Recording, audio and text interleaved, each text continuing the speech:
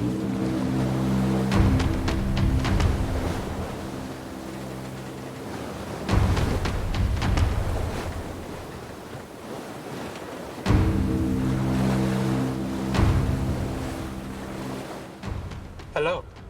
welcome back to the fourth session of our Void Sea Chronicles adventure.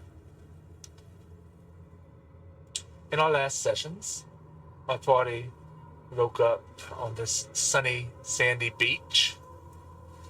They proceeded to get the shard for the Void Hope that was stolen by some kobolds. Ended up fighting the dragon in the process of that, nearly burning to death. Dealt with the threat of some Marrow and Shahugan that had energy cells needed to actually sail the Void Sea. And in the process of that whole debacle, no video. Okay. And in the process of that whole debacle, ended up destroying the very the very fragment that they were on.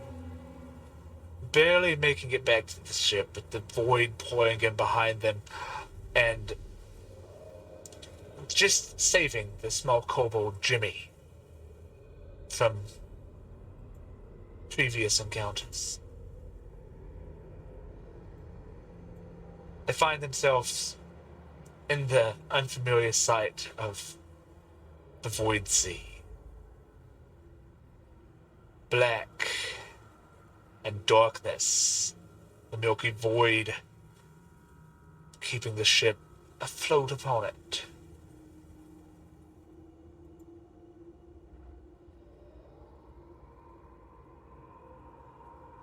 The captain shouting orders. Hey! Tie the thingy up! Get on the what's it! Just do something to try and get us out of here. This is where we start our session tonight. Upon the Void Sea.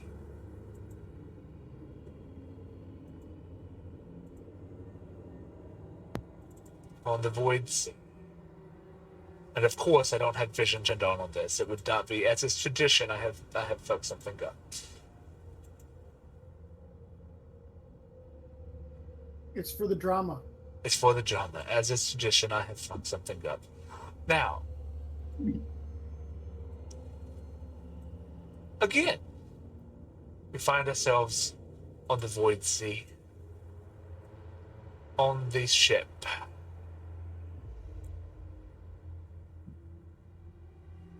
Behind you, you can see what is left of this fragment. Barely debris at this point.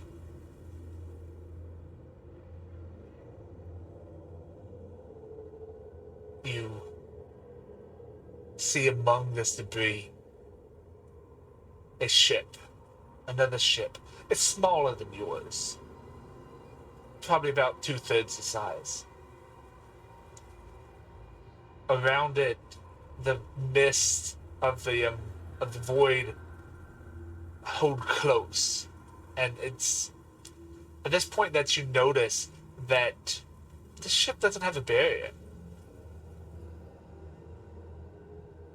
You look around your ship, and there's a barrier that's very reminiscent, if thinner and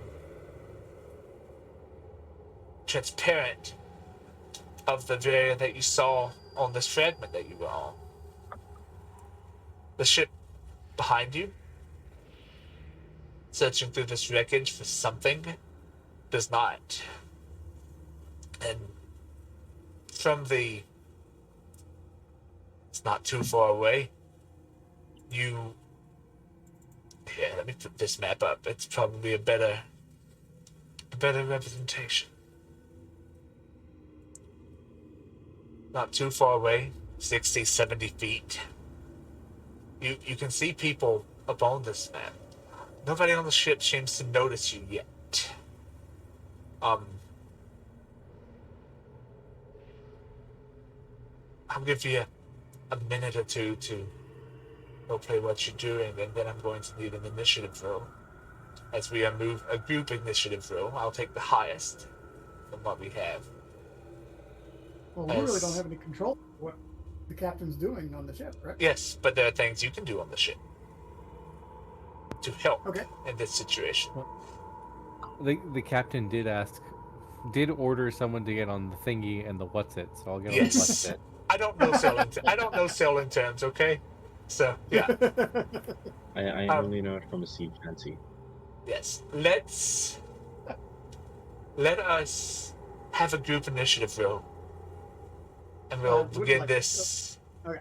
Yeah, go ahead. Go ahead. Nobody has noticed you as I of was yet. going to go down and talk to the purser and try to find a 50 gold piece diamond off of him before anything else happens. Don't have that kind of time, because, well, the people on the ship don't seem to notice you. You notice one of the many eyes on some of these Terradorna that they do notice you. Don't take that initiative. Yeah, are we all rolling initiative and taking the Yes, let me throw you. See if you can roll initiative from your character sheets. That would make it much simpler if you can. Counter. No active encounter? I can fix that. I can fix that. Now there's an encounter. I'll just have to remove you all from it to see with whomever gets the highest initiative. Come on, it looks like we're all counting on you there, Mormon. Marvin. I rolled as marker for some reason instead of Marvin. Okay. So that 10, that was actually for me. 10. Remind me of 10 because I think it's going to replace it once I roll initiative for the rest of these things that may or may not notice you. We will decide when the 10 comes around. I don't know if we should be on marker if we're going to be in combat. I think should No. we have our character? Well, if you want to do something, you can do it from your character sheet. But everybody is acting on the same initiative of the ship.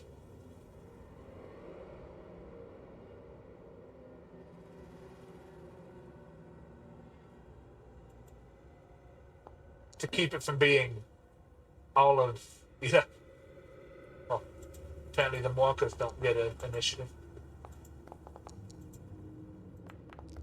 What I get for not actually statting these creatures ahead of time.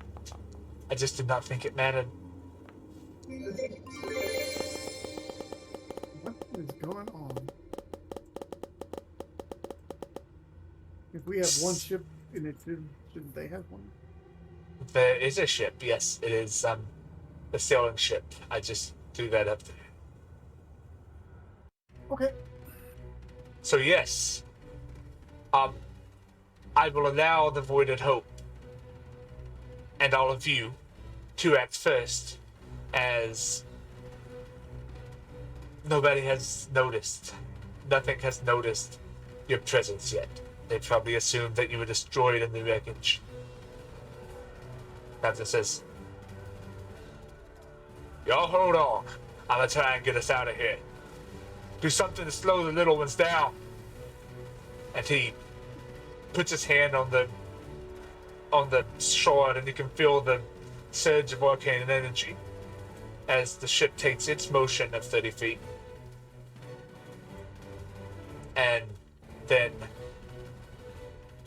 another 30 feet-ish from the captain's urging it to go faster. Now, in no particular order, what are you doing? There are 6 of the crewmates. They seem to be readying a ballista on the back of the ship. Protocol is going to lower the sails so we can get at full speed and get the fuck away from things. Try and get us up to full speed. Yeah. All right. Yeah, Vote me. Summoning his astral arms in case he needs to use strength. Okay. Roll me a sleight of hand check. to see how quickly you can get the sails down. It might make a difference this turn. 17, not bad. Yes, you do get the sails down. That's going to give the ship an extra 30 feet of movement. The ship is fast for its size. Anything else that is an action? Do you have a bonus action or anything else you would like to try? I use my bonus action to For summon the my hands. echelons. That is correct. Okay. I'm Savas. going to use. Oh, never mind. Marvin, go ahead. Yeah, Mark. Uh, good. I'm going to use thaumaturgy to help relay commands from one end of the ship to the other, make my voice louder. Excellent, excellent. Roll me a performance check, and we'll see how effective that is. Performance or persuasion? I'll let you have your choice. Oh, I would prefer persuasion. Sorry. I'll Okay. roll persuasion instead. Well, I'm gonna take the 19 persuasion over the 5 performance. Okay, then. Excellent. The ship will have an extra crew action this turn. Normally it would have 3 crew actions, but since you're running so low on crew, it only has 1. But this turn we'll have 2, because you're persuading the ship to move more quickly, in a way. Savas, what do you have? I'm kind of a third wheel right now. I don't think. I mean, you have spells. You have spells. Everything was within 300 feet of you. If you have a spell with that kind of range, Nope. I don't have anything. you might assist on one of the siege weapons. There are 6 cannons and 2 ballista. I believe only the ballista has an option of hitting any of these things because of the positioning. Okay. Yeah. I'll help out the ballistic guys. All right, with your help and Morven's persuasion check, giving the 2 actions needed, you and the crew managed to load the ballista. Are we loading a chain shot? I'll give this option to you. Are we loading a chain shot, or are we just loading a straight up bolt? A chain shot gives you the kind of a grapple Cut the pull. sails? Yeah. Yes. Yeah, let's Straight do up. the chain shot. All right. And being that you are there, what are we aiming the ballista at?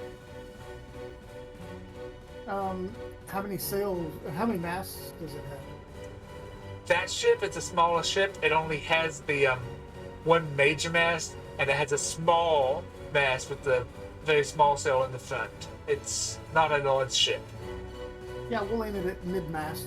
That way, if, Aim it. if it doesn't hit the mast, it might rip through the sails. All right. Aiming at the Of course, mast. I don't know how much the sails matter in the void, but we'll try it.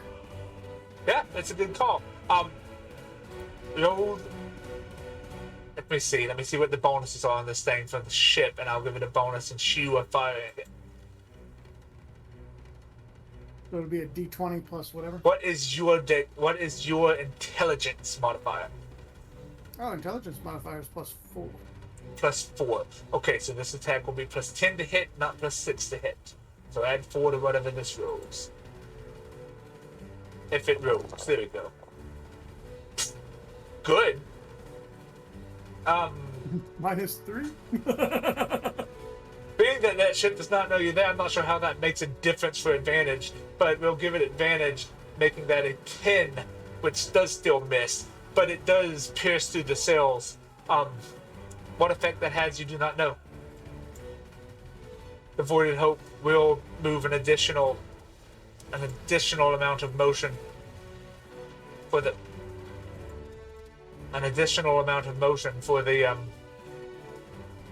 lowering of the sails. And now,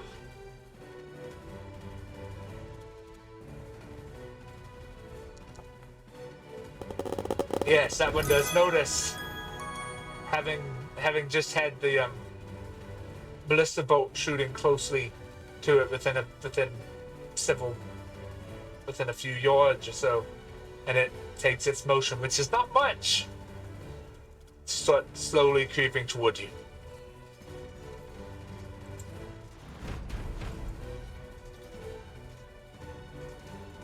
This one, being much faster. See if it has noticed you. It has not. It continues to fly about over this way, attempting to find something in this wreckage. What they're looking for, you do not know, and it's not your priority to figure it out. This one, C, also does not notice you, and does the same deal, digging through the wreckage with tentacles and talons and parts that you don't think should go together, but somehow they are. I thought there was just one ship. Is there? There is one I ship. guess- Yeah, one ship and several of these large creatures known as the Pterodorna. Some of them are bigger than your ship. Some of them are smaller creatures, but they're all just different amounts of horrifying. And their Okay. sense of being eldritch beings. Tentacles and talons and claws and wings. The way that they go together is just not something you understand very well. Alright. This one is going to also not notice you. And we're back around to the Voided Hope. I'll allow you all to make your actions first, in whatever order you need to.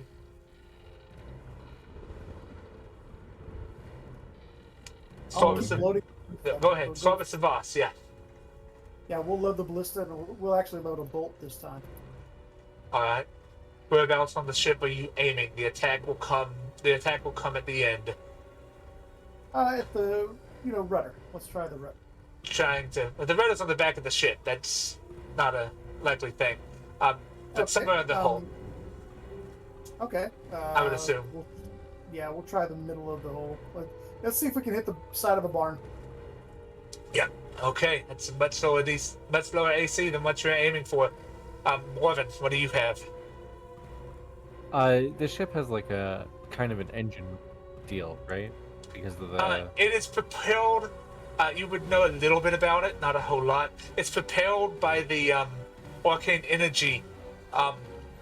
Arcane energy within what the void is. The shard is the engine in a way. What I was getting at is if there's anyone who is controlling the shard to push the ship along, or is it just kind of its own? Yes, that would be thing? Captain Detroit. He is maneuvering and piloting the ship. And you can see he's takes a second to wipe his brow, and then he puts both hands back on the shard, and you can see this bluish, purplish energy sparking through his clockwork arm as he is doing this. Okay.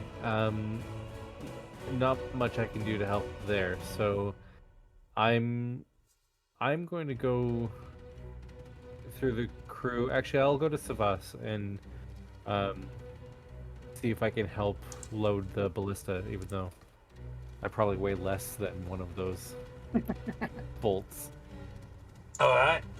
With the two of you Maybe your aim is better than mine. You can name it. With the two of you helping, we'll be back up to the three crew actions that the ship would normally have. That would allow you to fire the ballista in one turn and prepare for a little bit for the next shot. The way the ballistas work, they take so many actions. But between you'd probably get a shot of turn off, which allows the crew to go over to the other one, or which allows the crew to go man one of the cannons, start getting it loaded just in case it is needed. There was also still lights ring, and I was Yes. going to use the chest doing the exact same thing, just using my astral arms to pick up the heavy cannonball and just place them into the cannons. All right, that'll give us another action. That's awesome. All right, this first off, you fired a ballista bolt.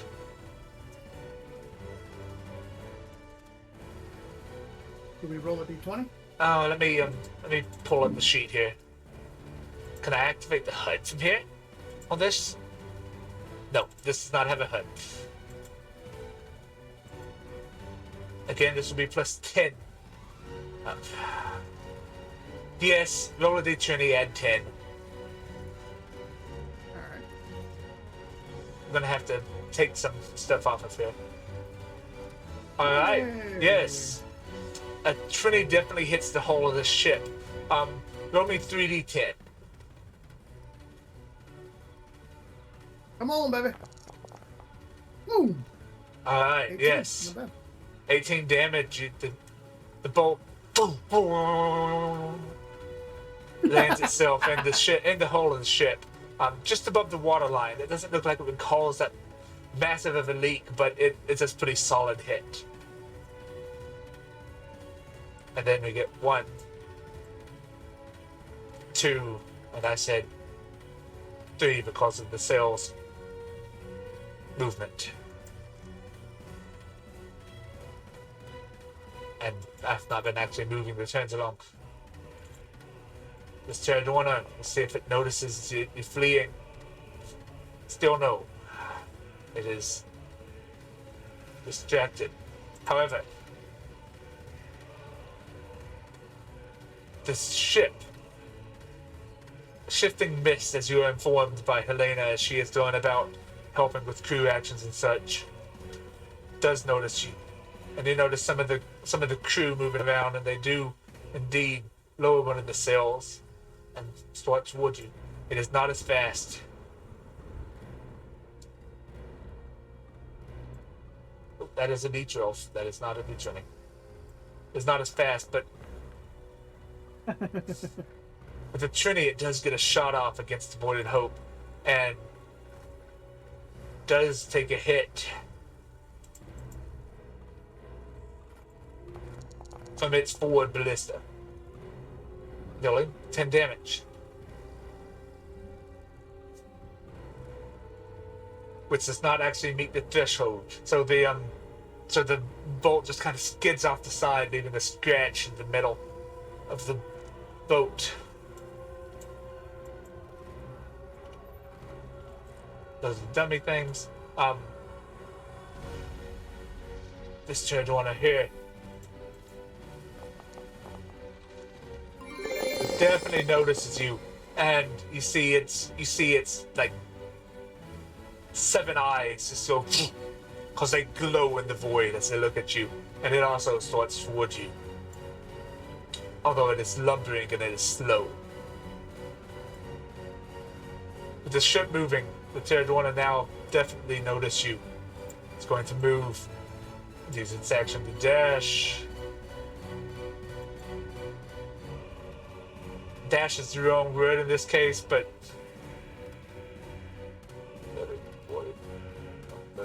Approach menacingly.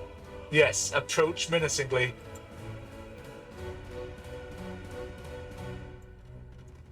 Was going to do the same, and it can dash. You see this one coming up on, it would be the right side of the ship, starboard side.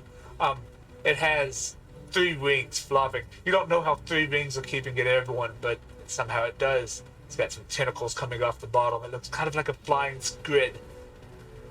But at the end of one of the tentacles is like a massive taloned hand, and it's swimming fairly closely towards you.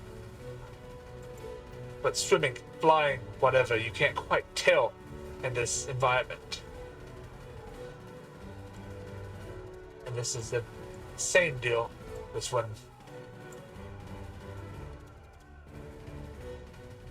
And that brings us back around to the Voided Hope. Look, this one also. And then it brings us back around to the Voided Hope.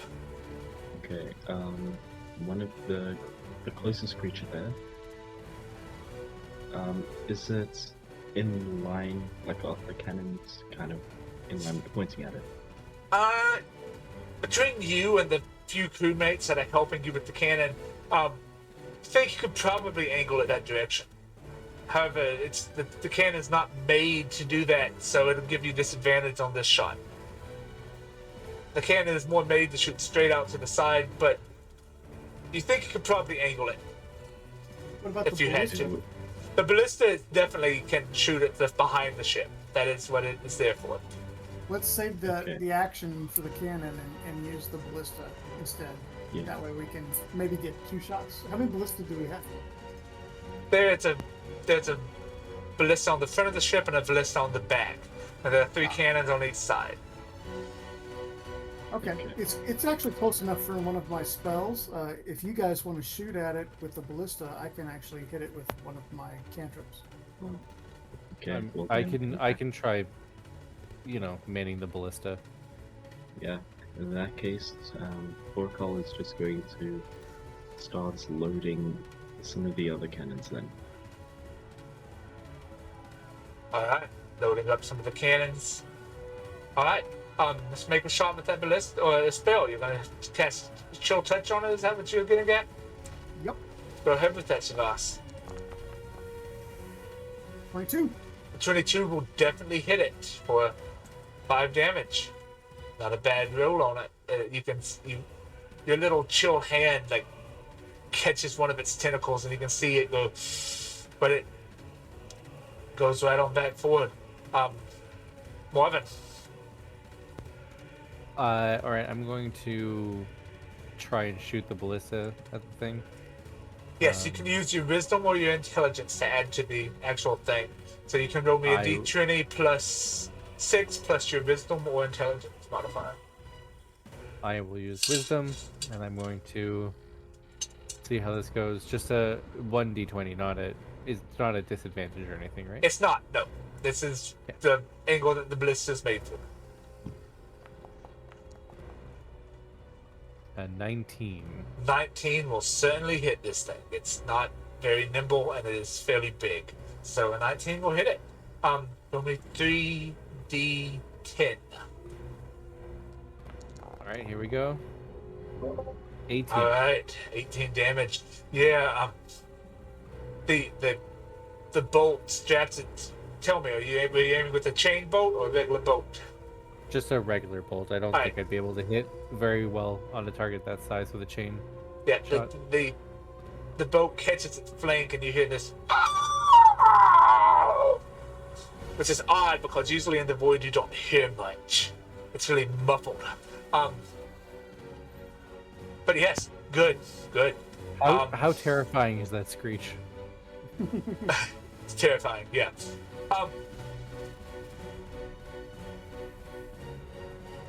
I would say in the time that it takes there, you manage to get the powder loaded in another one of these cannons.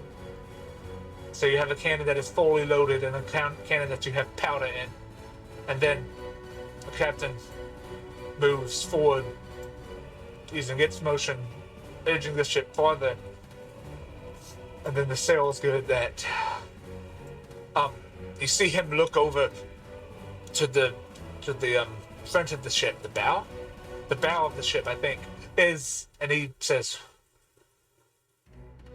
"Well, folks, I think that's a bad idea, but it might be the only one we have. Careful, get ready to dump some cargo. Everybody else, I'm headed toward the storm. Be ready to hold on." And it is at this point that you look over where he's looking over the bow, if you have time, and you see this large mass of swirling mist.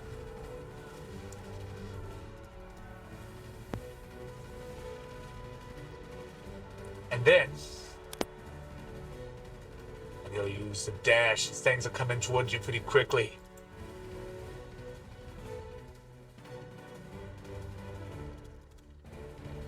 The ship will loose another ballista bolt. But 24, which I know will hit the ship, I designed it, so it's 2 to 10 as these boats are a little bit smaller. But another 15 damage, which does meet the threshold. So it catches the ship and it deals a sizable gash through the middle. Not enough for anything to leak in, but enough. And you see more of this crew scrambling, trying to get to some of the other long-range weapons that they might have on this ship. And Pterodorna will move a little bit farther, and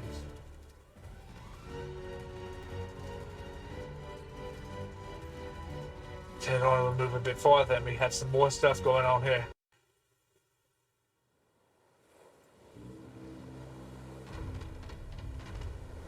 This one as well, not much it can do.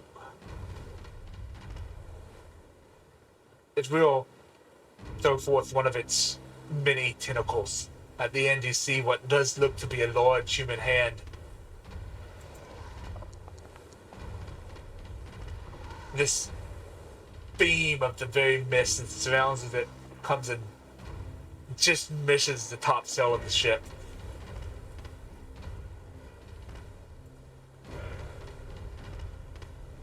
This one.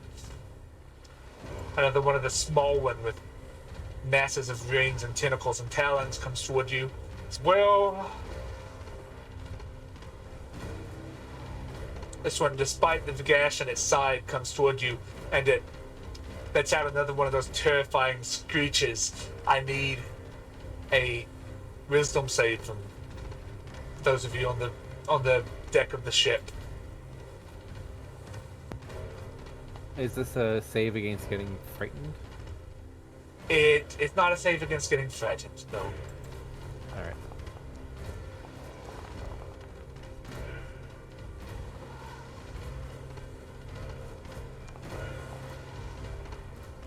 Let me make one, a collective one for the crew, the rest of the crew.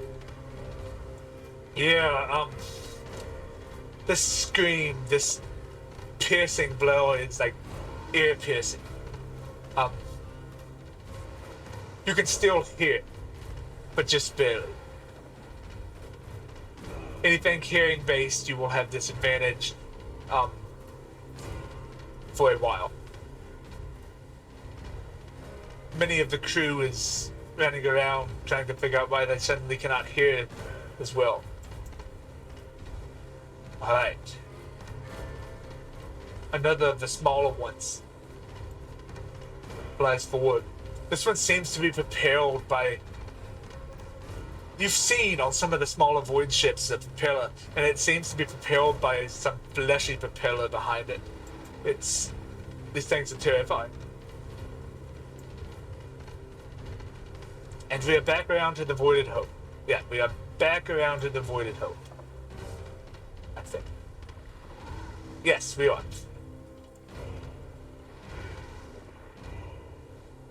So, what do you all do? Is the the range for the cannon? I know it comes on the side of our ship, so we should have like a cone of Yeah, range. it's almost in range of the cannon. It is almost where you can hit it with a cannonball. Yeah, it's a cone, something like that. Okay. It's almost Alright. almost within that range. In fact, you could angle a cannon that way and probably get a -2 penalty instead of the disadvantage. Yeah. Well, let's do the ballista again because it's still within range of the ballista. And Yep, between you, Morven, if you and Morven are both using reactions for the ballista, and you have the few crewmates that are still helping you, Timmy's trying, bless him, but he's a kobold. You can get a shot off. I'll keep letting Marvin do the shooting. He did pretty good last time. All right, that's a D20 plus 6 plus your wisdom or intelligence. At this point, I wish I knew sign language so I can communicate with my Since he's crewmates. such closer range, is there a bonus or is it just a one range for everything? Oh, Can I... Hold on. Can I use my lucky feature to... Yes, you can. Yep, ooh, I knew that was a good call. Yep. You know that. That's much Oh, better. much 24 better. to- Yes, let me check what the damage rating on these cannons are. Ballista. Still using the ballista. Oh, you're still Oh yeah, using I'm the still on ballista. the ballista. All right. Yeah, it's not in the range of Hey, it's 3d10. side.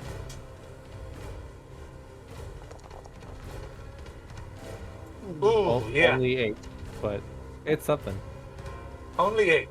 But yeah, it's something. It catches it and lets out another screech. This one not with the power behind it that the last one had. And you can tell it's listening a little as it flies at this point. Torkal, you still working on the cannons? I'm still working on the cannons. So Between you and your astral arms and the crewmates, you would manage to get a ball in the cannon that you had powder in and powder within the other one. And Savas will yell and say, when he turns towards the Void Storm, let him have it. Marco just yells at aye within a whistle. So lots of Alright. gurgling movements. Yeah, some real gurgling. The slow march of these big pterodona continue to crawl towards you, as does the sailing ship. I've got taxi check range now, because this is how fast it's still within range. I moved it. You moved it one too many. Crap. One too many spaces. So it's there. And it, again, they load a ballista bolt.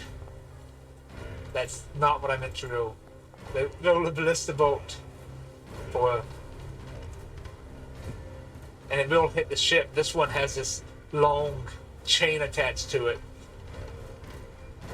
It glitches out and hits the ship, and you can tell they're loading the chain into some type of a winch of some type and starting to crank it back.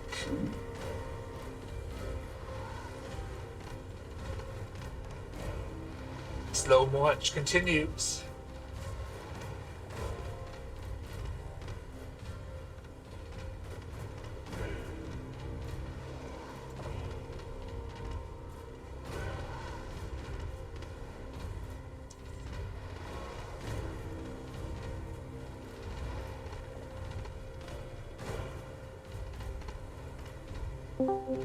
Oops.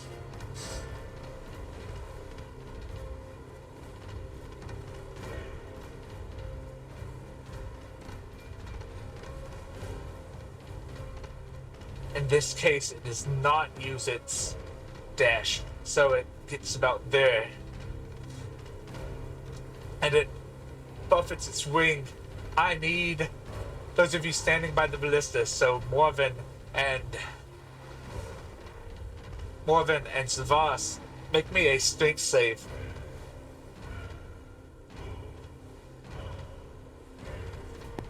Alright, here we go.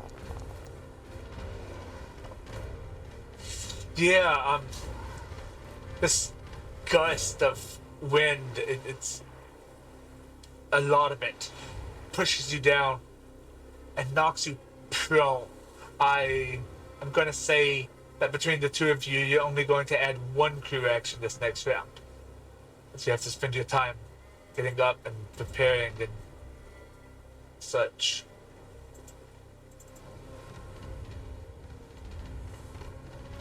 And the rest of them, I'm just going to put them all on the same initiative. Continue to fly and crawl toward you.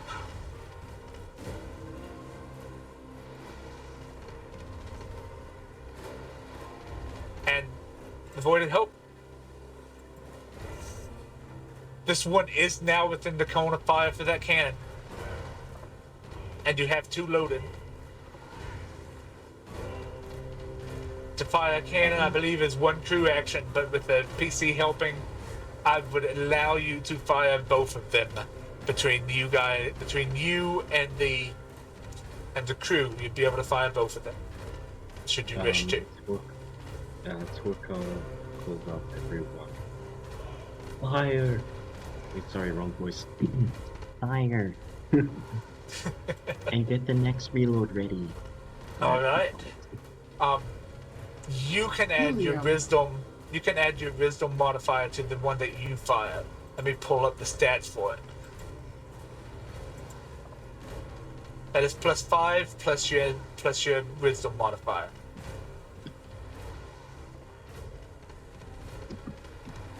Smart plus to this thing. Now.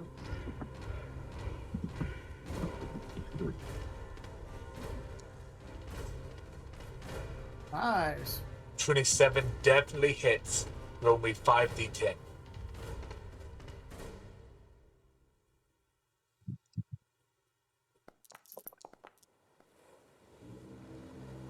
That's more than 5d10. Yeah, somehow for some reason it rolled trash, but I'll take the higher. Yeah. Thank Yeah, you. but 29 damage. 29 damage. It cuts a hole clean through this thing, and you can see it. You can see the low light of the void through the hole that you just cut through this thing, and the other cannon fires in quick succession.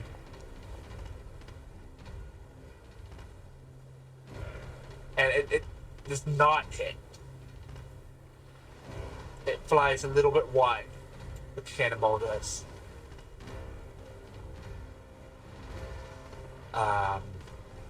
Marvin and Savas, what are the two of you doing? You have been blown back about 10 feet. You nearly collided with Captain Detroit as you were there. Boy, you gotta So watch that. We have a grapple on us. Everyone, pull this thing off or we will never get free. Yes, the bolt itself is lodged in the back of the ship, and the chain stretching that way. You can get up and make it to the edge of the ship and probably take an action. What's your action there? Well, I mean, exactly what? It's a chain pulling us? So there's no... Yes, it there's is not a rope? chain. Indeed, it is a chain. Is there any way that I could dislodge it from the point of entry? Well, the barrier that provides around the ship goes out about 10 feet or so from the ship itself at the moment, but it is lodged in a good 10-20 feet down from the railing of the aft of the ship. Can I tell if you turn the ship a certain way, it would cause the bolt to spring free? Roll me a perception check.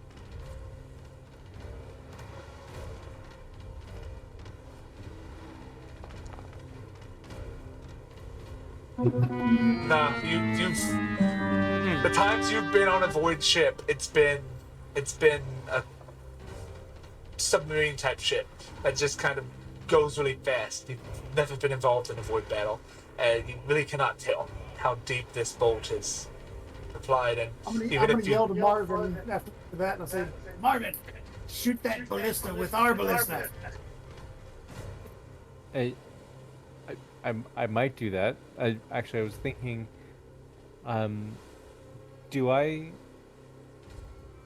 is it possible for me to bust the ballista bolt that's embedded in our ship using something that can hit it consistently, such as spiritual weapon?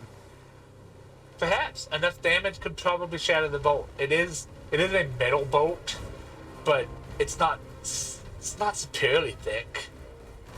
Probably could. Well, in that case, I will send my spiritual weapon to do that, and then use my action, if I can, to try and fire the ballista at... Low yeah, or high? I will aim... Low or high? Just tell me, low or high. I'll go high. Well, it rode. I need a picture of that, man. Yeah, you spend your action. You manage to get the ballista loaded and ready to fire. You think if more of the crew helped you, that you might be able to fire twice next turn. The way that the actions work with this particular weapon, but it's not going to fire this turn. But do roll me the damage for your spiritual weapon. Or the attack for your spiritual weapon.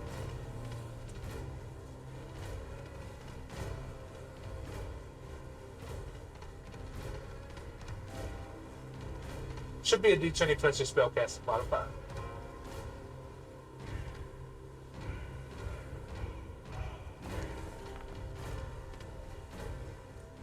Yeah, it swings wide in the thing that it's having to keep up with the ship as well, so it does not quite hit it.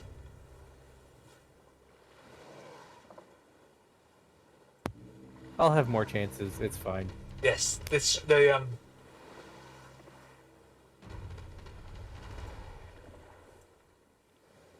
he is attempting to get up there. The chain has not yet been pulled taut, but it is getting close to being pulled taut. So that's the motion.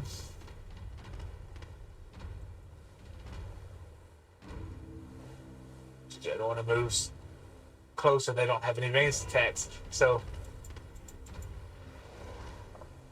some of them do, but these particular ones do not. A ship, you can tell they pull up the shells, and whomever is standing on it, at this point you're far enough away you don't quite see clearly, starts to pull the ship backwards. The action for the crew of the ship is yanking the chain. It is now fairly tight between this and the Voided Hope.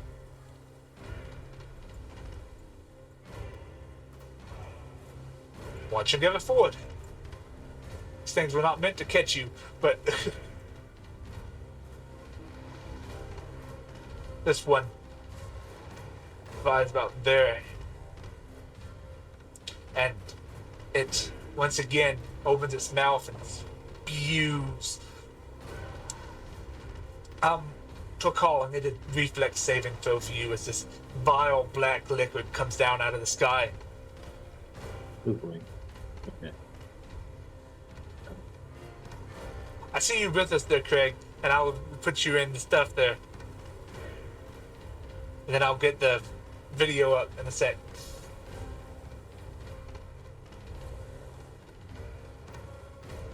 $15 makes it.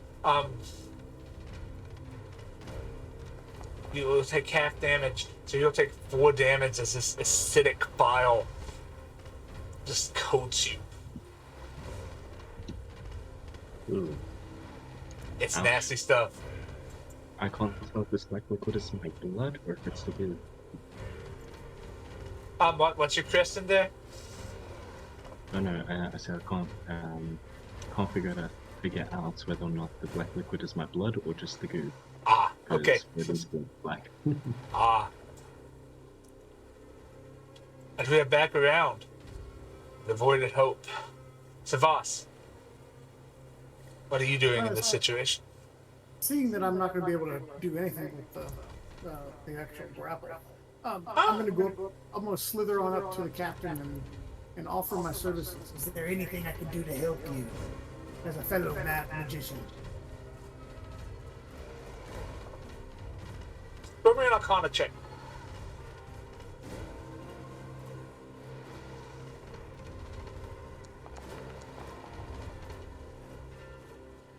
Yes. You see, as you do this, as you're talking to him, you see, this is a mix of Arcana and technology, but you see from where the energy cell is stored that there is a wire that is loose and kind of sparking. You don't know what will happen if it happens to come loose, or what damage it might be causing being loose, but you think you can fix it. I'll give it a roll. Yeah, roll me a sleight of hand with advantage, because this is magical in nature as well. Thank God for the advantage. But yes, you managed to get this back in where it's no longer sparking this purple energy. It's like, I'm afraid too many cooks in the kitchen, boy, ain't a good thing on this here. If you have any illusion magic, once we go into the storm, make us some wreckage. I have some illusion magic. Maybe between the two of us, we can make it convincing. Okay. More of it. I'm going to start moving the spiritual weapon up the length of the ballista bolt and onto the chain to try attacking the chain Okay. if I can. Alright. And then I will fire with the ballista if I can as well. So I'll roll for the spiritual weapon. Go for the spiritual weapon first. That's good. That's good. Yes. It certainly hits the chain. So the damage on your spiritual weapon is a D8, correct? At second level it is 1d8 plus wisdom. So 8 plus your wisdom, plus roll a D8.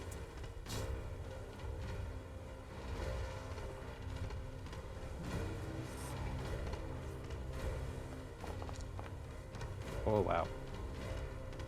19. Okay. 19.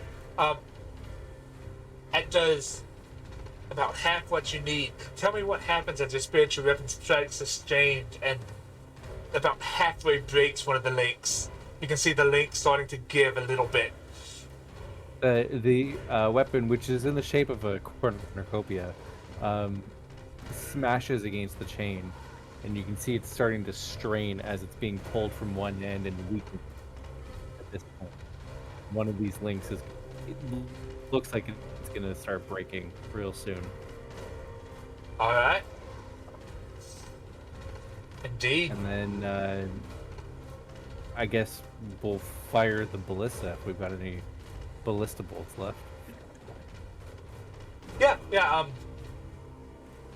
You're running low on bolts, but you do have another bolt left. What are you firing the ballista at? It's a target-rich environment at this point. I am seeing that I'm having success with the chain. I'm actually going to try and scare off one of the creatures that's nearby. Yes, this one here is I don't know if listing. This one here is listing quite a bit. There's a large cannonball-sized hole in it. The rest of them remain uninjured. Various amounts of eldritch horror things that I'm hoping that if we manage to kill one of these creatures, it'll scare the rest of them to back off. So I will aim for the one that's closest to us. All right. And I will take the shot. All right, a 19. All right. There's a 19. Roll me. What did I say? 3d10. Yes, it's 3d10. Total of 5 damage. Total of 5 damage. It's a ballista, man. I'm just a little guy. Yeah. You catch it right in what would probably be considered its jaw if it wasn't just this toothy open scrid-like thing. It rips away the bottom part of its jaw. This thing is hurting. The crew quickly manages to load another bolt into the ballista. You can fire at disadvantage this turn, or have a full shot next turn. I would rather be more sure of my shot. Okay.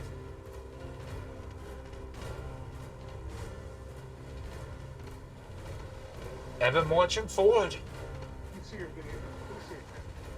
What? You see your video. Alright. And the ship back here. Again, the captain pulls back. Where's your At this point, the chain is taut. Discord?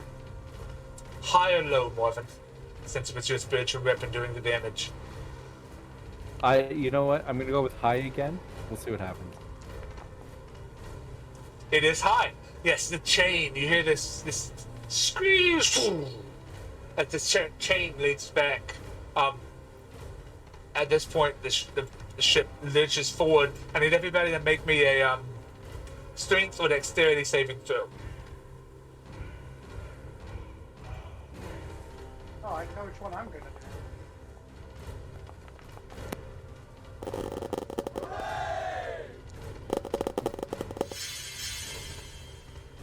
All right. I did wisdom. Sorry, I did wisdom. Yeah, it's the same modifier. If it's the same modifier, that's good. All right. Yes. A few of the crew members, they get lurched forward and fall and deal some, and they're prone on the ground. But Torkal, you as well. Maybe the deck is still slivery from the black caustic stuff, but you also fall prone as the ship lurches forward. Everybody else manages to hold on and not fall.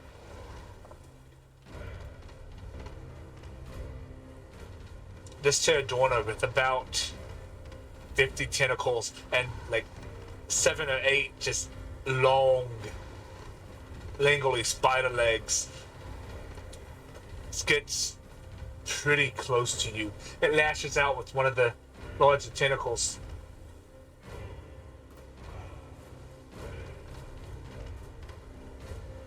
It just barely can hit the ship with it, as it is incredibly long, but not that long. This will be at disadvantage, so let me roll it again, as it's almost out of range. 12 misses the ship, but you watch as this large tentacle, the size of a large tree trunk, just kind of like and scrapes down the side of the ship. You probably would not want to get hit by that.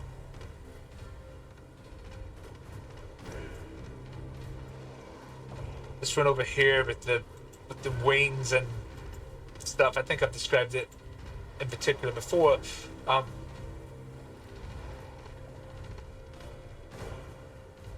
Comes toward you. It's not quite within range for any of its attacks. This one tries from up over the ship. Seeing Torkal, it is going to make an attack with his talon. That is a 24 to hit. Okay, yeah, that's gonna hit. It deals fairly minimal damage, but I need a strength save as its massive talon on the end of one of his tentacles grabs you like one of the claws from the claw machine and begins to pull up. Arms, don't kill me now. Arms, you failed me now. Arms have failed you now. It begins to pull you closer to its toothy, like I said, it's a squid-like, almost Sarlacc maw. This is the one that we've been shooting the shit out of. Yes, this is the one that is highly damaged. This one also, it had to dash to get there, so it's not within range to use any of its attacks. But it will be next turn. How are we not dashing just to get the fuck out of here? I don't understand how. Well, up until now,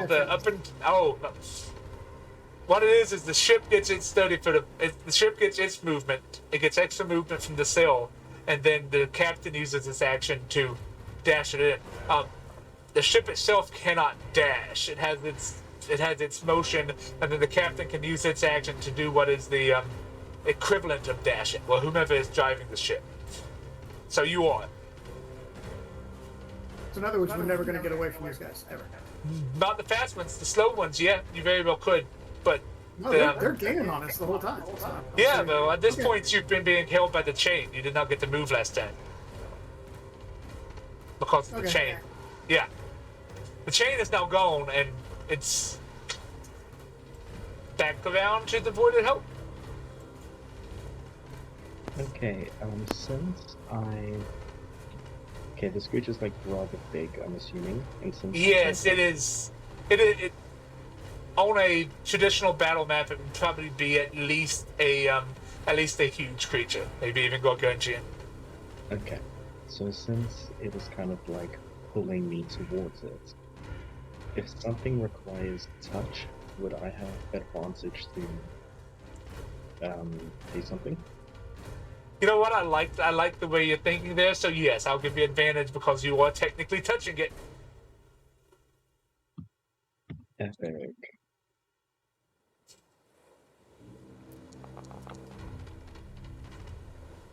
Double tens. hit it, and tell me how you do this as this thing is above the deck of the ship, pulling you closer to its maw. Paint us a picture. Ooh, okay. So, as it's kind of like pulling me closer towards it, as I get closer and closer towards its maw, I kind of just take both hands, like my actual hands, not my um, astral arms, Yeah. and I kind of like just grab it by the face and just start squeezing as the necrotic energy from my hand starts pulsating along it, beginning to shrivel it up. And then Yes, I love this. As you do this, the necrotic energy, as you're describing, shrivels it up, and you and the beast both fall with a pretty heavy boom on the deck of the ship. You now have a dead Terradorna laying on the deck of your ship. We'll see how that affects the others. What is... Yeah, go on. And then I'm using the rest of my movement to get up. Alright. And then go back to the cannons, and if I do not have enough movement to go back to the cannons, then I am Yeah, you have going enough movement to get back to the cannons. The thing was at the edge of the ship, so you have enough movement to get back to the cannons. Okay. You, however, have used your actions, so that's about the end of it. Yeah. Alright. Savas. I'll fire the ballista at the big boy. Okay. Regular bolt, chain bolt. What's the difference? I fired both at the same time so far. What's the The advantage? chained bolt is it's got a slightly lower to hit bonus because of the massive chain that's putting behind it. That's basically what that ship did to you. But why would I ever want to drag something close to him like that? You don't know. You know, Okay. people do Regular bolt. clever things Yeah. sometimes. There's no reason to use that. It's a regular bolt. Alright.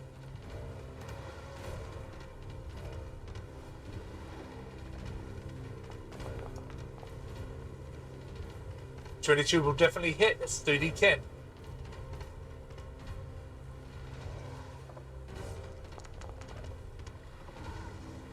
And 13 meets the threshold. So yes, the bolt lodges deep within this big beast. It has kind of like it has an animal-like body, but coming from every side of it is tentacles. It almost looks like, what's that Pokemon that's just the massive vines with eyes sticking out? Mm-hmm. It almost looks like a very big one of those, and it has this sound as it gets hit, and it turns toward the ship, and it's angry. Tangela. But yes, That's like my name. Morven. I'm gonna have seen Torkel, kill this creature. At the same time, I'm going to cast Toll the Dead on the next closest one, which is Alright. within range. Is the big one? Okay, yeah, go ahead. So it will need to make a DC 14 Wisdom save. It makes the save. It makes the so save. Okay. They're just some bells that sound in the Void Sea, and that's all that happens. I will. Where's my spiritual weapon, by the way? Because it was working its way up the chain before. The chain is gone. The spiritual weapon is probably honestly, it's probably about where this thing is after the ship loads forward. Then I will attack with the spiritual weapon and then move it 20 feet closer towards the ship. Alright. This is good because each one of these hexes is 30 feet, so...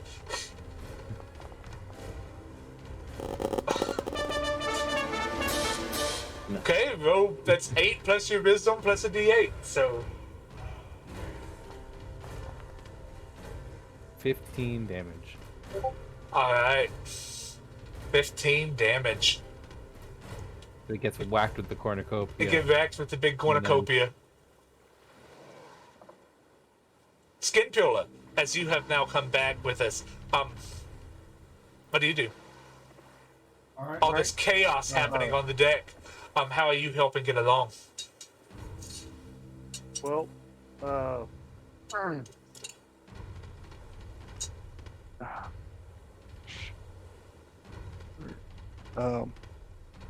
here or here? Doing what? I mean, you're on the deck of the ship. This Well- is large battle. You cannot jump out at. Well, I mean, you can try, but I would not recommend jumping off the ship to try and do anything. All right, then That one is I'll, dead. That one is dead already. Oh, You could all right. help man the cannons. You could help man the cannons. Anything else you could think to do that might help the ship? Inspire No. the crew. Inspire the crew. If you help man the cannons, it'll give us another crew action to get stuff done. So I suppose that's Alright. what we'll work with. Yeah. What kind of role? As the cannons take a while to load. Low or high? Let's see in what state they are in. Low or high? Oh, low. It's high, unfortunately. So the cannonballs, one of the cannons is loaded, another one has a powder charge in it. You can fire the one cannon or wait till. Yeah, that one's within the cone of the cannon, just barely. So you can fire a Okay. cannon at it. Well, I'll wait.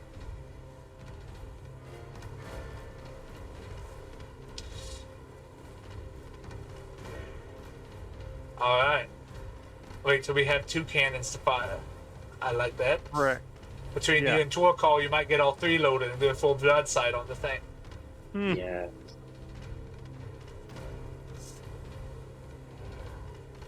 This ship starts falling towards you. You are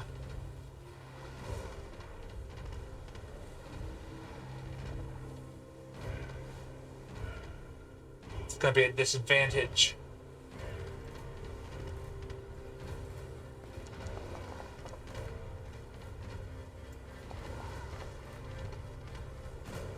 Neither of those hit the ship. A ballista bolt comes in, and again, it just kind of scrapes the side of Voided Hope.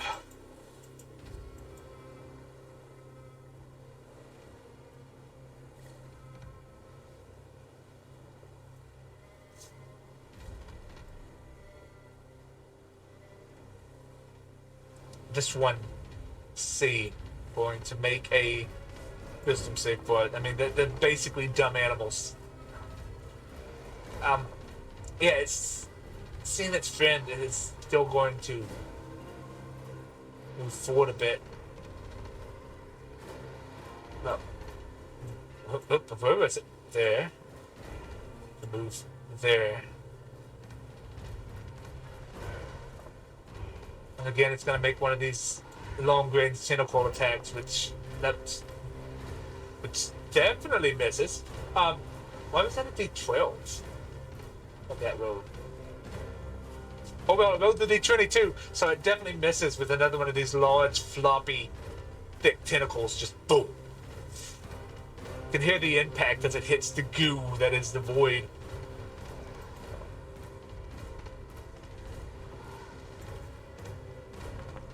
This one here, seeing that your ship is more than capable of taking down one his size, dashes back. That one is dead, laying on the deck of the ship.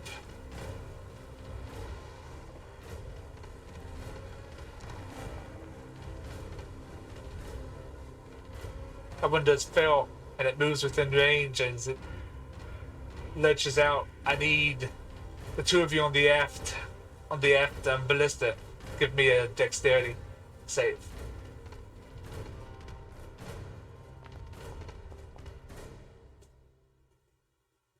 I have a feeling the 9's not going to do so well. Sweet. Yeah, probably not. Do we all need to do dex save? Just you. If you're still on the aft ballista, I need a dexterity save. I think that's just me and maybe Sabas. Yeah, I think that's just you. So, yeah, the both of you take.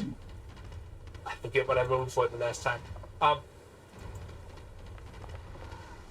Yeah, 6 damage as this caustic black vial comes down upon you, and I also. I'm going to do this retroactively because I don't think the ship moved last turn.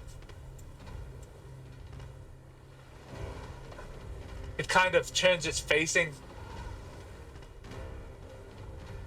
Can I do that fully? No, it kind of turns its facing. The If you this invert one- the image, it might look like it's going the other way. yeah, I put the actual map of the ship going. I'd have to do a new token for every battle probably, so I'm not going to do that.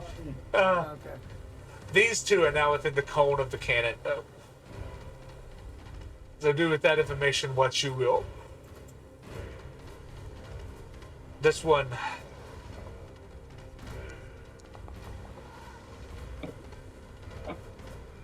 Also, and it will use its dash to get there. We are back around to the Voided Hope. Savas, what are you doing? So have we done anything to this guy? I do not believe so. I think he. I The think he spiritual was. weapon did hit him. Yes, the spiritual weapon did hit him. That is correct.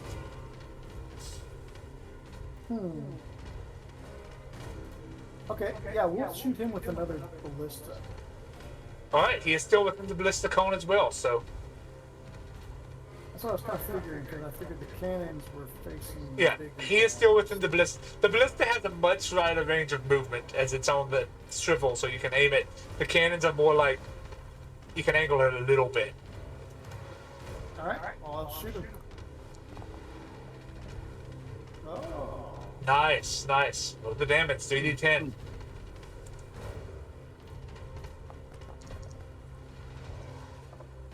$16. 16. It's quite a hit. Another of pain comes out as.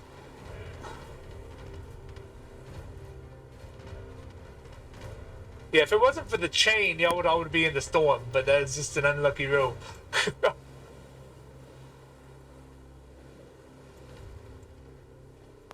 I will. Sorry, I thought I'd move 'cause- at other things. I'm being stupid. Yeah, go ahead. The this little one that we just hit, that one is still within range of the spiritual weapon. Yes, the spiritual weapon has not moved, so it is still within range. Yeah. Or could be in range fairly easily. There's no way I'm your spiritual weapon is keeping up with the ship, though. So, No way. It's definitely not. But I'm going to use spiritual weapon to try and hit that one, maybe one last time. all right, yeah.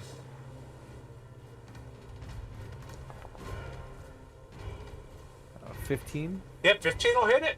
Roll the damage.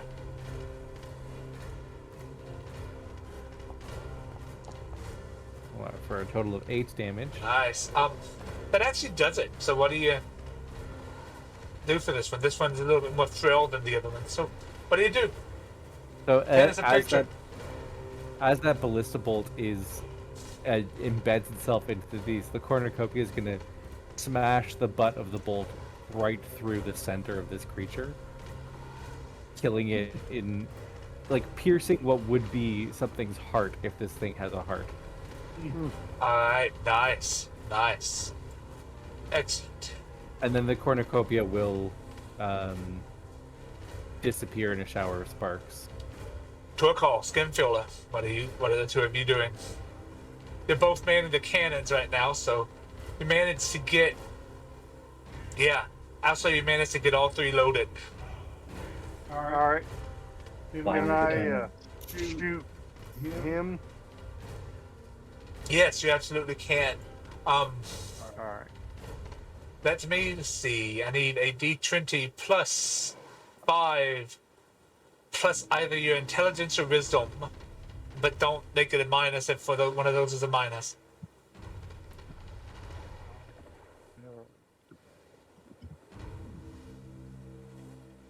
That's a big ask of a barbarian.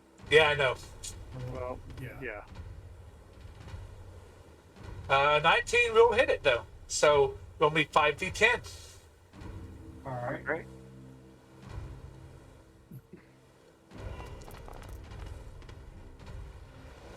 Nice. Nice. That's quite a bit of damage to the big one. Another loud, just guttural. It almost shakes the ship as you are there. Come on, Skin Peeler, your turn. Extra And- damage. I don't think rage would apply to cannonballs, but yes. No. Torkal, you have a Oh cannon no, there. that was me. That was the thought. Oh, that was me. you? Okay, Skip Peeler, Yeah. yeah. Roll me a d20 plus 5 plus intelligence or wisdom if one of those is the positive modifier.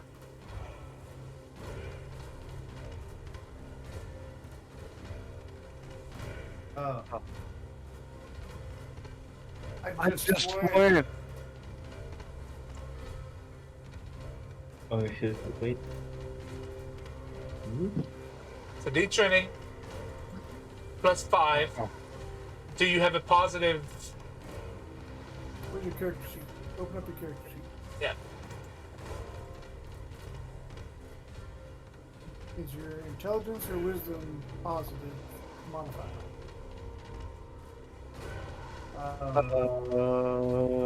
Nope, No, neither or. you- Neither or. Okay. So it's just a No. straight roll for the can. So D20 Yeah. plus 5. Go back to the main text screen. Your message screen. Where you get all your messages.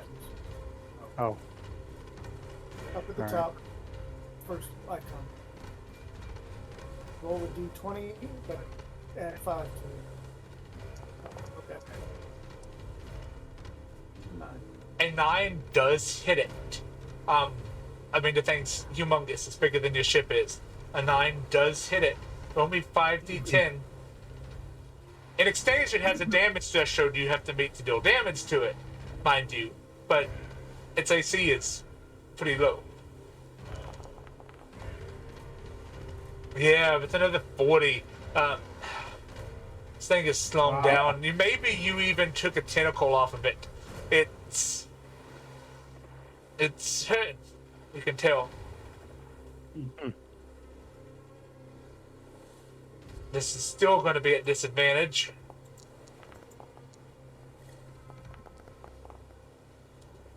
But a 19 will hit. As another ballista sands the chain, lodges itself into the back of the Voided Hope.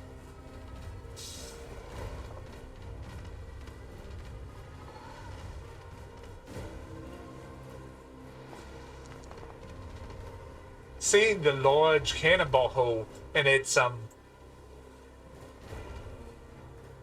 packmate, I don't know how intelligent these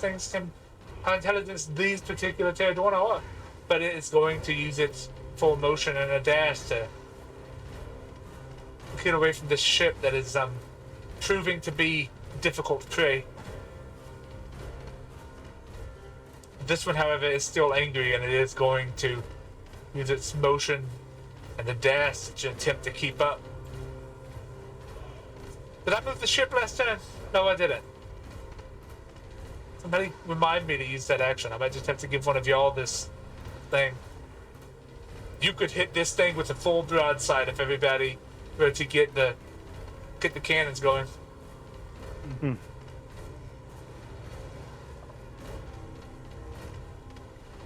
This one is already fleeing.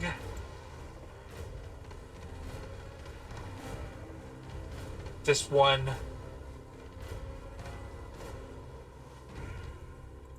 I don't think it's made a save to see. It fails anyway. It's coming at the ship flying fairly fast. We're back behind the Voided Hope. Is the ship in range? The ship is at the. Let me look at the ranges. I'd say 420. You could hit it with the cannons. It is still barely within range of the ballista as well. Just barely, though. It would be at disadvantage with the ballista. Actually, I was going to say, why don't we try to either concentrate on this guy or try to take out the boat. What do you guys want to do? The boat seems a lot slower. Yeah, I think we can outrun that boat real The fast. boat. Okay, I guess we go after the big boy, which is... Yeah, those of you that have been crew on the Voided Hope, know that this is an incredibly fast ship for its size. It's not near as fast as the small ones, mind you. The little ones that are not much more than a capsule that is propelled through by arcane energy, but it is fast for a ship of its size, and any ship that is close in size to it is not going to catch it in a straight up chase. Okay, I say we take out the big boy then. Yes, if you focus, I would allow you to get a full broadside on it. If all of you focus on the cannons, plus the crew, I'd allow you to get a full broadside on it. Yep.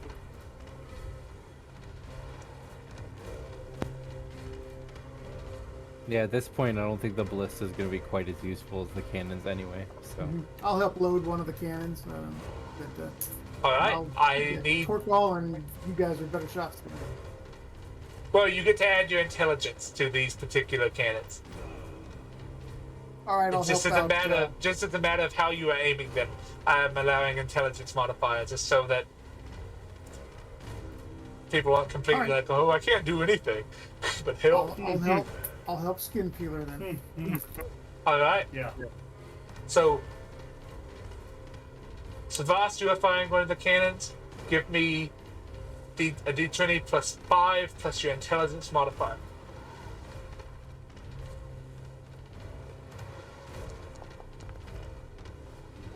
Oh. That certainly hits it. Roll me 5d10.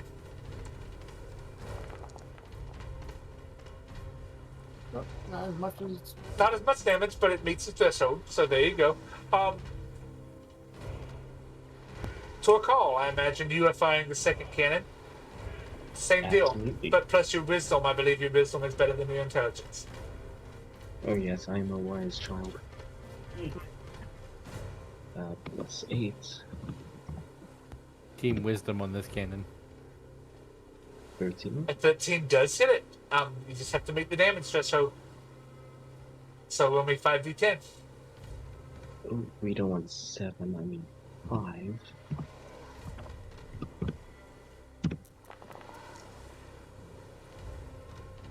Yes. Okay, the third cannon. I wonder if is Marvin firing the third cannon, or I thought crew it was members? Savas. Savas fired the first one. Oh, then yes, it will be myself firing. All right.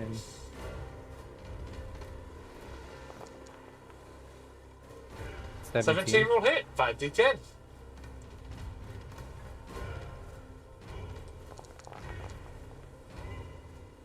Another 28 damage.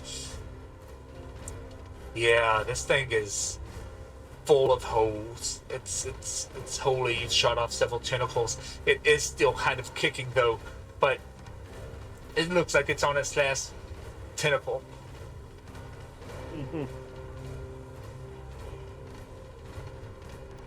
And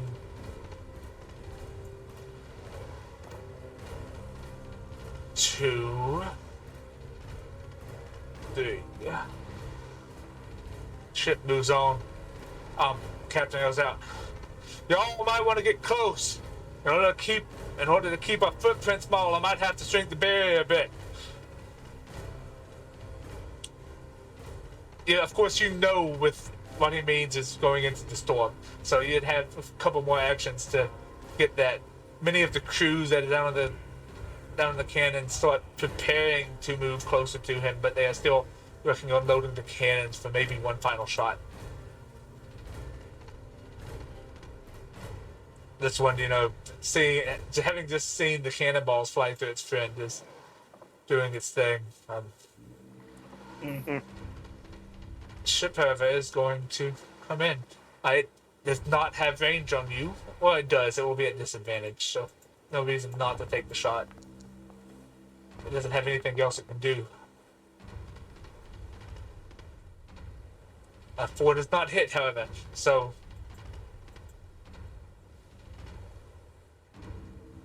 again, using its motion to slowly crawl away. This one, however, is still mad, and it's hungry. And it's stupid, because it comes right back at you. The way you're heading, with the way that you are headed at this point, I don't think you could get a full broadside, but maybe 2 of the cannons could hit it. The ballista most definitely could, but maybe 2 of the cannons could hit it. Just giving you a chance to prepare your turn. I'll Just shoot one. the ballista at it. I believe your spiritual weapon has fizzled by now, Marvin. Am I correct? Oh, it was going to be useless after that Yeah. that last kill, so it So exploded. you just dropped it? Yeah, sparks okay. After that. I mean, if it hadn't, it would be 200 feet away. Maybe not fizzled yet, but would have been close to it. We're back around to the Voided Hope. Again, I believe you can hit this thing with 2 of your cannons and the ballista. I'm definitely fine with cannon. Yeah, I'll take a shot with the ballista. All right. You and several of the crew members make your way up to the final ballista, and you manage to get a shot loaded, and then you get 2 cannons. What was that? That 18? That was me. It's That was a cannon. 5d10. Huzzah! All right, 27 damage. Nice. Is are one of you firing the second cannon, or are y'all helping?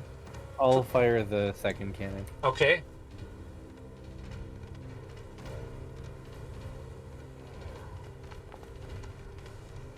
Ooh. 13 does hit. Probably hit. It still hits. And again, this thing is the size of a small building. It's the size of your ship. It's hard to miss it. 25. Good damage. You're firing the ballista at it. Go ahead. That's the same roll we've been using. Alright, that is only 3d10, however. That's fine. I'll get a bonus hit out of that eventually. Alright. Helena has come up. Helena and Cripple, and maybe they've conscripted Jimmy. Or maybe it's a couple of other crew members. I'm not quite sure. But Helena comes up, and she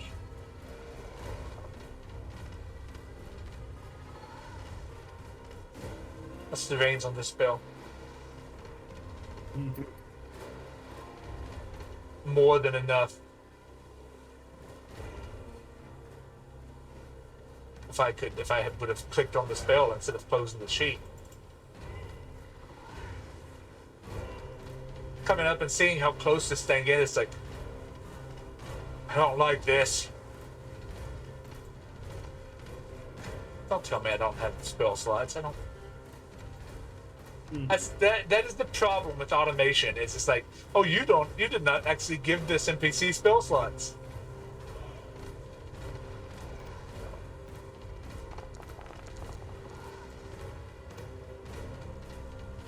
Yes. So tell me, as this cloud of, it looks like the mist that can change within the void. It's a deep purple. Tell me, between the ballista bolt and this perfect noxious cloud that starts to surround this thing, how does it look as it ceases to follow you at the very least?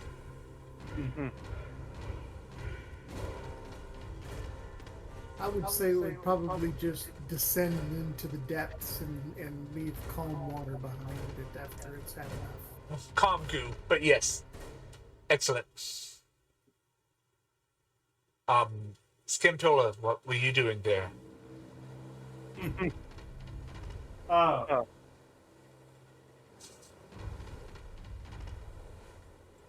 Am I able to fire the ship cannon?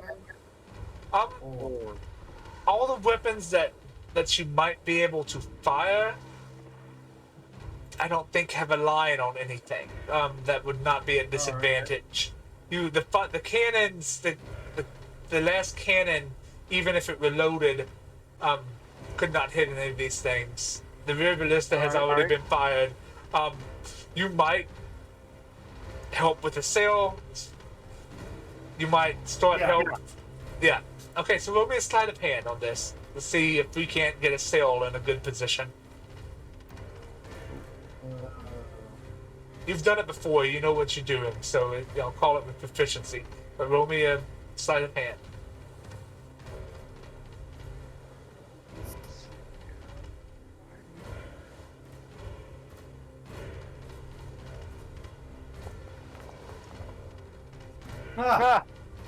It's hard to tell if you did anything good, but at the very least you didn't do any harm. you mean both? As he gets 1, 2, 3, he's like, he takes a few deep breaths. Y'all hold on. All of the Terradorna are fleeing. You get a ballista being fired.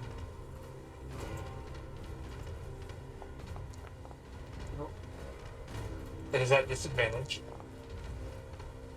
which makes a difference.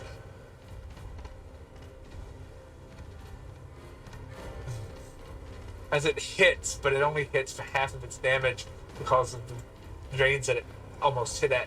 So, still does not meet the threshold, so it's a glancing blow. But back around to Devoided Hope. You can already see the barrier starting to shrink a bit from the outskirts of the ship. It is now merely covering them.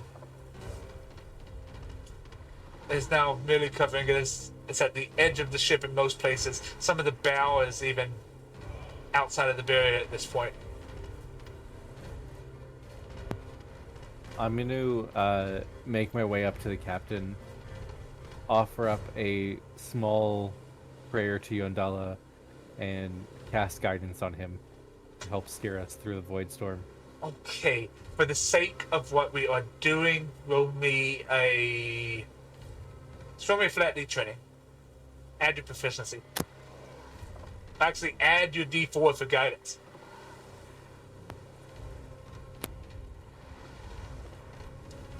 Looking to beat a 15.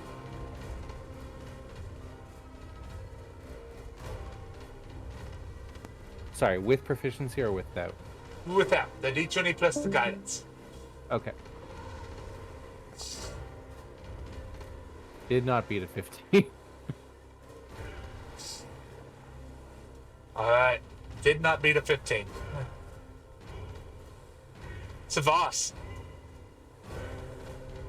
Yeah, I'll just try to batten the hatches down in any form or fashion. Roll me an Arcana check.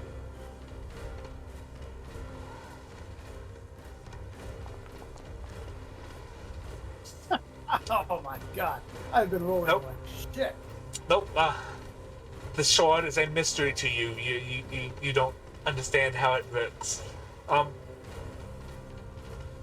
You can see the purple and blue and green energy sparking. The sword's putting up this rainbow effect around as it's creating the barrier around the ship. You see the sparking energy out of Detroit's clockwork arm as he's sweat pouring from his brows. Skimtroller. Oh. He is gone. He is gone again. Okay. Torko. From this distance and angle, is it still possible to try fire off another cannon? Cannon? No. Ballista with disadvantage, I think? Yeah, ballista with disadvantage. I shall do that then. Let me double check that. It may not be at disadvantage. Yeah, the ballista with disadvantage. Oh, is that huge creature? It's a Gone? song. Yeah, it's gone. I just did Okay. not delete the Yeah. token. What's the modifier for it? Um, it's +5 +6 plus your wisdom or intelligence.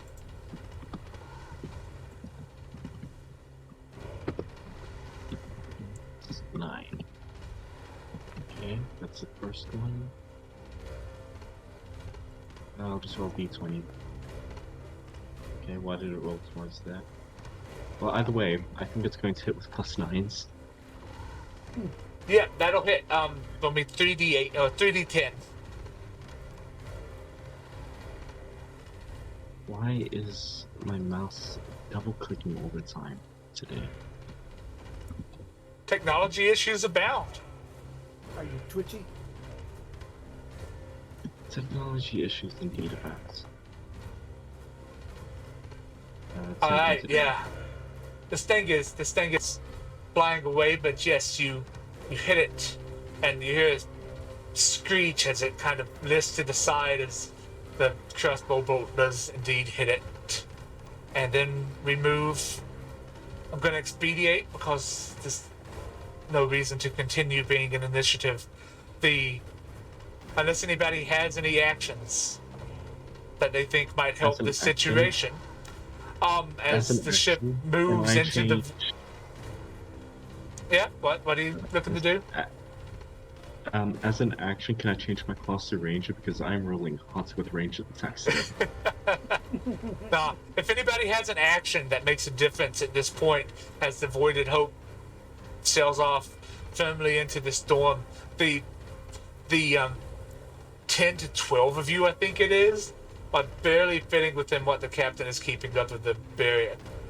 This does allow the ship to move faster, but it is very much in danger of other stuff. You see Cripple, the tabaxi. She's throwing various crates over the sides and just anything that makes it look like some flotsam. Helena casts some minor illusion to make some wreckage about, and then she continues to cast another better spell. The captain, once he's within the storm, takes his hand off of the sword, just maintaining the barrier, and casts some illusion spells. Does anybody else do anything else that they think might help?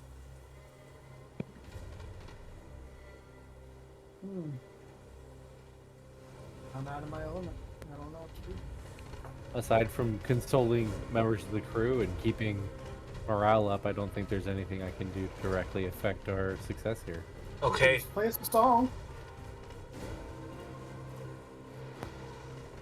If only I were a bard. Oh, I thought you were a bard. What are you? A cleric? The cleric. Oh, the minutes pass. 5 minutes as you lay there in as you all sit there in the eerie silence. 5 minutes. 10 minutes. You hear the slight creaking of the ship about. It does not seem like it is bound to enter the storm. The ship rocks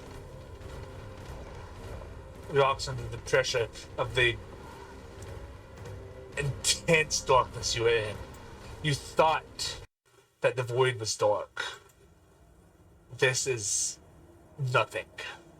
You cannot see anything outside of the barrier. You can barely hear anything. no, I'm going to try my sphere, that little glowing orb, and see if I can maybe guide the captain by using that out of the void storm. As it passes out of the barrier into the storm, it casts light for maybe about 5 feet, and then the darkness is swallowing it. The ship is holding still. The No, I was barrier. talking about that little swirling the little orb. That, Oh, the I orb had. of longing. Okay. Um, Yeah. My longing we'll is to get the hell out of this void storm. we'll come back to that Okay. after about after time is funny in this situation.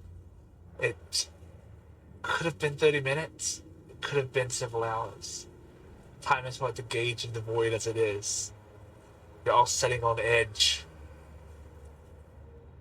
You finally hear the silence. The captain starts to sail. He's like, hold on. This is gonna be rough. And the ship just kind of takes off. It lurches and the it's hard to call them waves in this storm. It's hard to call it wind, but stuff happens. You're in this mass of mist and you can barely see. Captain's going slowly forward. Um, what exactly are you trying to do with the orb? What are you trying to find? I'm just trying to find the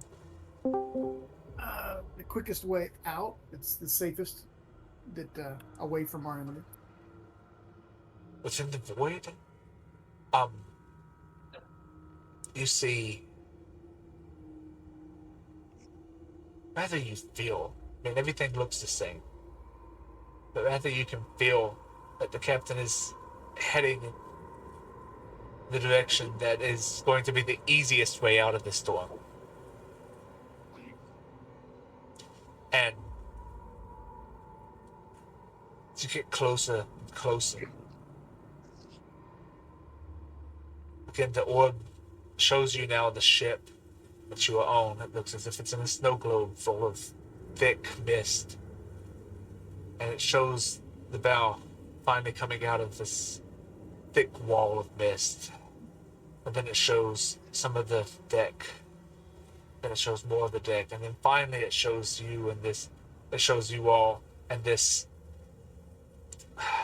can't be more than about 20-foot spear of barrier, sheening in pearlescent colors and protecting you from the void. As the only source of light that you see. The rest of it, as you see, is mostly an outline. And with that, we find ourselves in the Void Sea, but without some of the dangers. I'm going to do a little bit of rip to reset this map a little bit, and we will continue.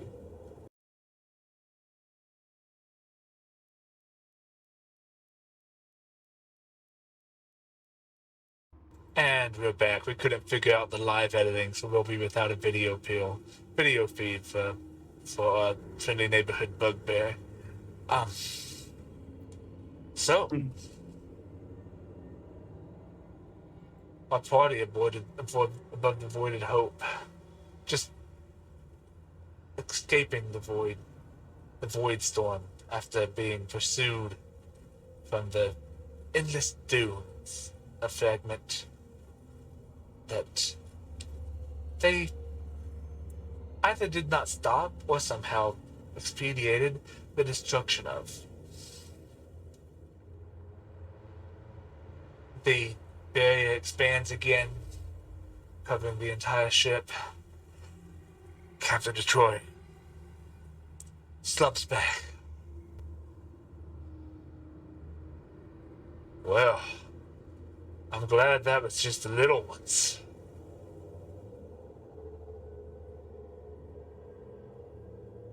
Those were the little ones?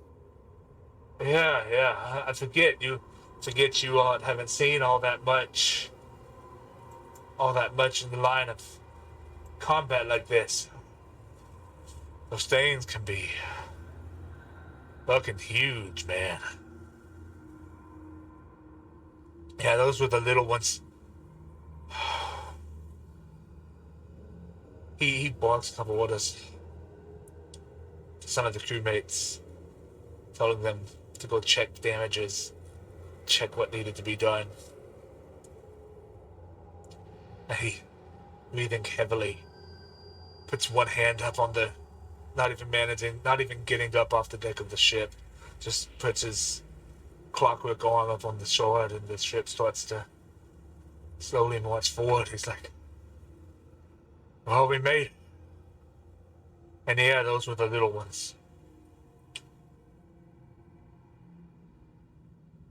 We still might have some issues, though.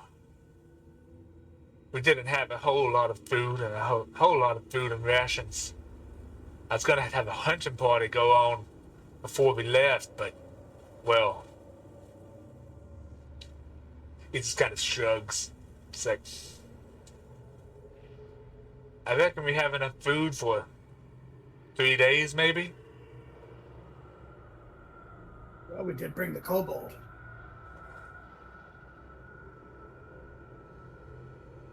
Oh, I'm sorry. Please don't. Did I say that out loud?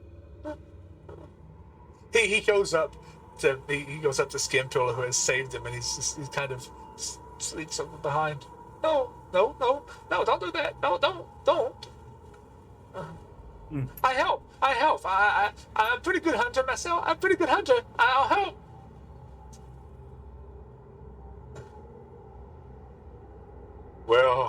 Well, little scaly one. I ain't no racist. If you're useful, you're useful.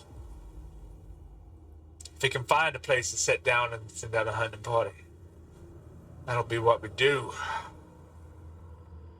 But for me, I'm gonna try my damnedest to go straight to Stillhaven.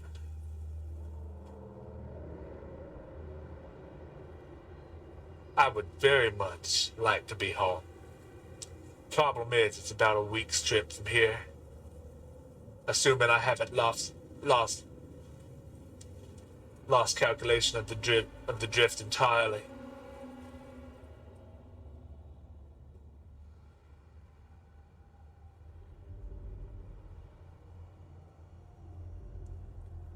And from here,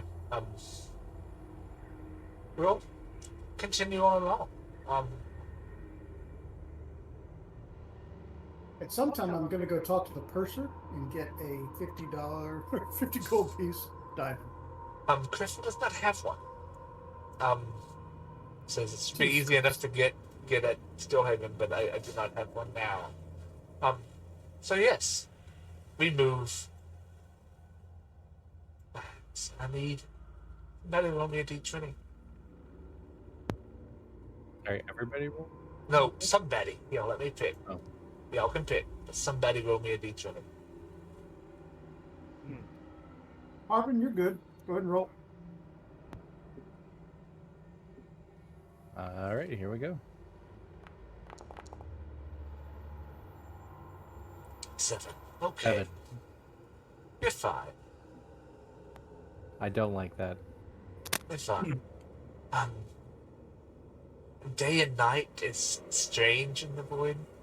You kind of get a feeling for it. The first quote-unquote day of travel goes pretty much uneventfully. Now that you've escaped the storm, Captain has you. You are trying your best to preserve the food as much as you can. But with the 12 of you that are still on this ship,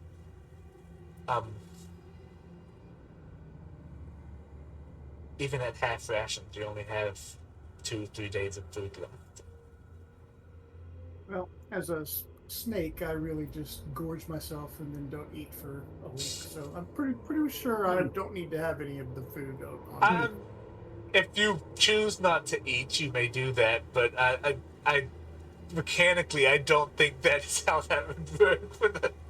I mean, I know realistically that's what snakes do, but mechanically, just to keep things balanced, you do need a certain amount of nutrition.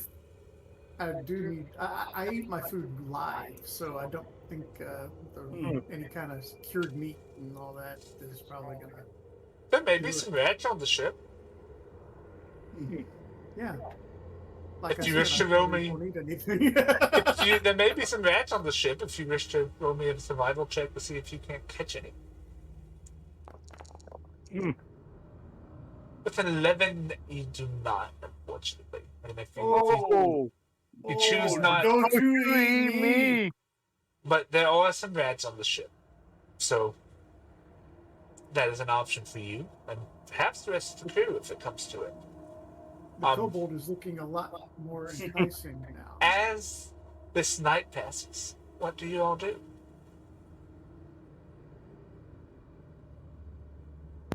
I'm prepare. Yeah, or that damn chromatic orbs. Chromatic orb. Okay. No, not gonna do it. Yeah, just make a list of what spells you have prepared. If they don't transfer over to Foundry, that's fine. We'll run it how we have to run it. Your diamonds. In between this session and next session, I will fix it where we have everything we need on Foundry. But I'll yes, go around and help out the crew if anyone is hurt. I'll yeah, toss. few of them have some minor bumps and bruises, but Severe thunderstorm warning has been issued for your location. okay. I don't think that helps the crew, but Don't think that helps sure. the crew any. But yes, some of them have some minor bumps and bruises. Nobody is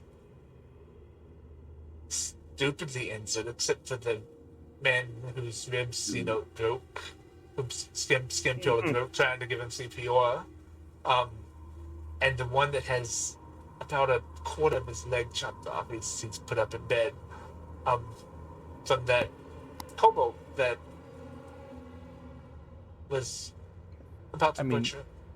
Not much I can do for a severed limb at this point, but I can help with some broken ribs. Using Yeah, things the like man with cure the severed wounds leg and is stable. He's not in danger of bleeding out. He's actually hobbling around a bit on a crutch, but he is still missing, from about shin down on his left leg. But yeah, bruised and cracked ribs. I'm sure you can heal. Why don't you roll me a medicine check with advantage since you're using magic? Sure. Hang on. How do Just I... because he's not technically missing hit points the way I did it. So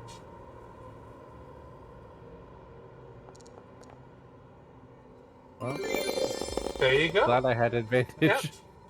You did a good job. You set his ribs up pretty good, and then you used your magic to heal them.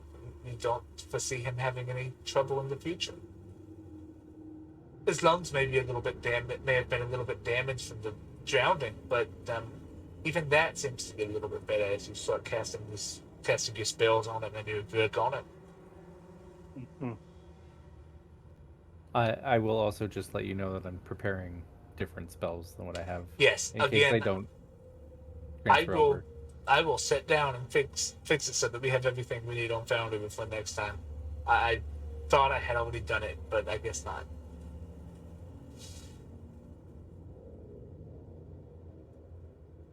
So, the first day passes uneventfully. You have come from there. And made it roughly this far. The captain seems to know where he is going.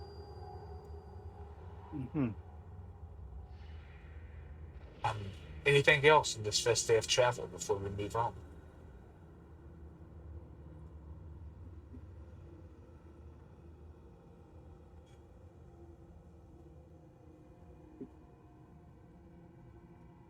I'll take that as a no. Is the barrier still? It's very small, right? So It not is. a whole lot It of room. encompasses the ship at this point. Captain Detroit says he could close it down again and move a bit faster, but it would cut off your access to a lot of the ship, making travel even more uncomfortable. In fact, he would probably put that up to a vote of maybe it happening. But he says he'd need Tomas's help with energy in order to do so. I think we just need to go as fast as possible. Okay. I'm of the opinion that we should be careful, but yeah, it's up to the captain ultimately what we do. But Look, if there is a way for me to increase the size, I will. look, y'all. I leave it up to y'all. I would love to be back in Stillhaven about as fast as I possibly can. We can do so carefully and run out of food. And potentially have to stop somewhere else. And God knows what's condition. Between here and Stillhaven, there ain't nothing that's stable. Everything else is drifting. And I have definitely lost the calculations in the month and a half we spent in that hellhole.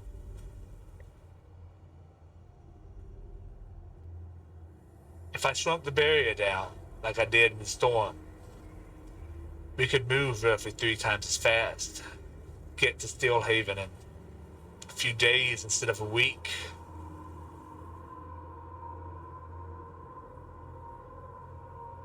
I leave it up to the crew. I leave it up to you three. How are our water supplies?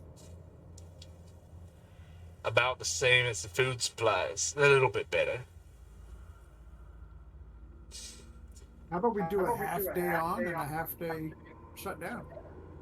That way everybody can stretch their legs and move around a little bit. That allow us to move about twice as fast. We could probably do that.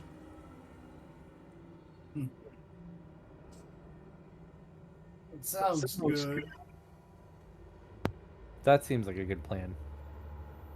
Okay. So Savas, Tristan, before we start moving,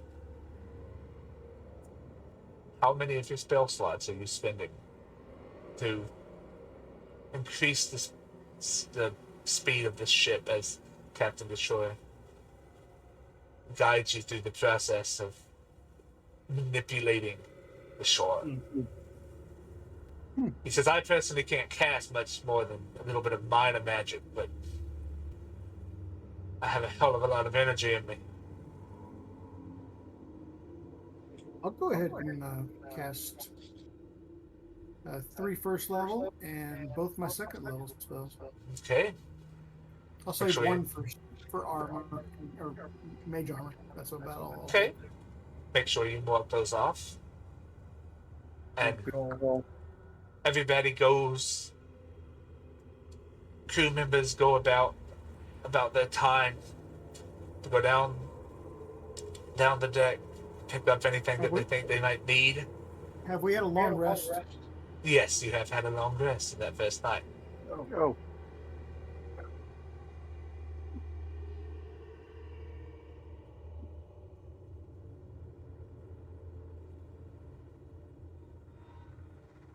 So yes, with that, Yeah, I'm willing to bust all my spells out if it gets us there quicker.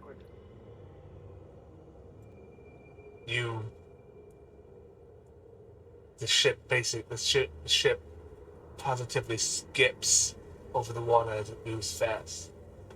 Can I kind of gauge exactly how much energy I can spend on a spell slot? Kind of gauge how far it'll take us or how fast it'll improve us. Well, maybe I'll kind of check. Let's see. I also have a question. Can I assist in any way? Divine. I guess I have no idea. Yeah. Yeah. You can't quite tell. You just know that it is draining, and you have no clue how the captain is doing it and still standing. You pull out your spell abacus Yes, but Trying to Morven, figure it out. Morven, as for your question, this particular sword is not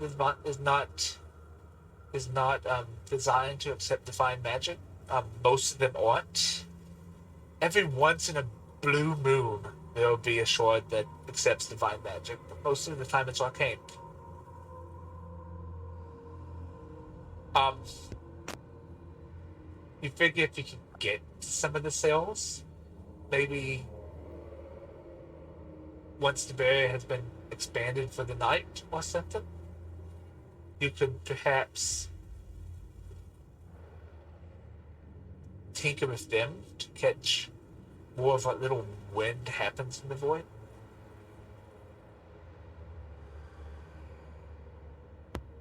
Well, then, in the meantime, I will cast Create or Destroy Water to create some refreshing water for the crew. Excellent. Nice. Excellent. That is a good use of that spell.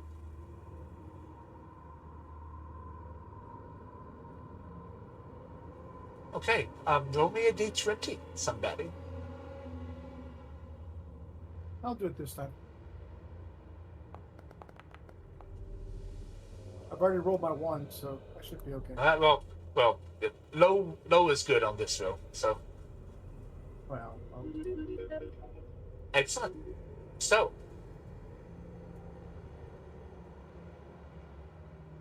the day passes without much of anything happening. You are exhausted by the time the day is over, Zavas. Captain Troy as well. Once he expands the barrier back and leaves the ship running off the energy of the energy cell, which is enough to push the ship forward, but not at any type of speed, goes down into his chambers and falls asleep relatively quickly. I assume a lot of you do the same. There's any type of watch structure being set up. I mean, the crew has a shift schedule that works, but you guys have not integrated into that. So, do you allow the crew to keep watch, or do you set people up to do so as well? As previous members of the crew, would Skin Peeler and I be in that rotation? You and Skin Peeler were more special cases. No. Skin Peeler was there as an enforcer, and you were there. You were there for in lieu of a. I mean, the ship had a mage on it, but they unfortunately did not make it. You were there for healing purposes. So no, you were not necessarily. You were expected to do what you needed to do at any time, and you were not really integrated into that watch schedule.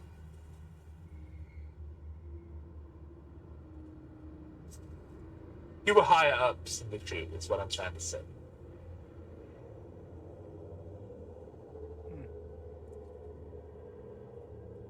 Yeah.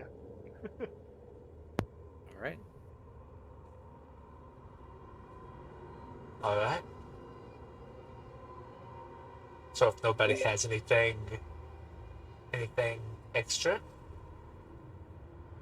I just used all my spell slots. I'm gonna fall asleep like a baby. yeah.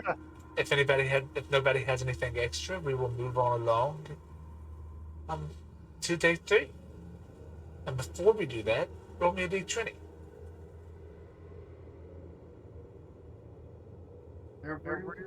No, somebody.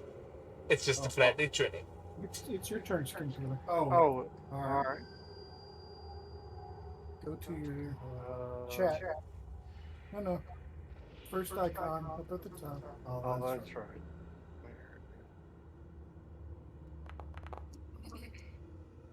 All right. That was good. That's still within reason. Also, somebody roll me a d6. Oh. Low is good. Yeah, well, I'm hoping. so, I don't think so. what do each of you do on this third day of travel to attempt to push the ship along? I assume, Savas, you are once again burning spell slots. Every one of them except one for mage armor. Okay. I will continue to be a source of comfort for the crew, and I guess I'll use a spell slot or two to create fresh water, because I can't create food, but at least I Can't can create keep people food, from but going thirsty. thirst We've will got kill you lots of faster than soup. hunger. Lots Yeah. of soup. Lots of soup. At this point, you are indeed out of food. Um, so Uh, Skin Skin Peeler Peeler will prowl the deck and make sure everyone is busy enough well, the not deck, to the notice deck, the that deck, they're hungry. the deck, and the way that you are using this ship now is all of a 20-foot bubble that's accessible. The rest of it is within the void. Basically all of the energy is being focused into motion and not keeping the barrier up in the full size of the ship. So everybody is well aware of how hungry they are because they're sitting on their asses not doing much. well Skin Skin Peeler will do do his best to distract. I'm I'm using quotation fingers, but distract them from their hunger by redirecting, towards tasks. Okay. Between all of this,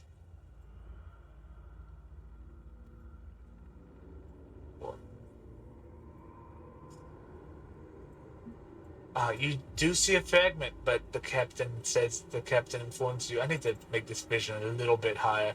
That's a little bit less than I need it to be. I think.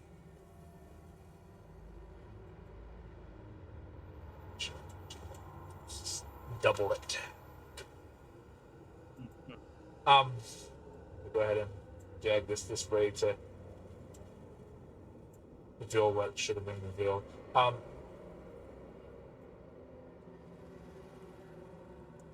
The captain says, well, at this speed, Stillhaven's a couple of days away.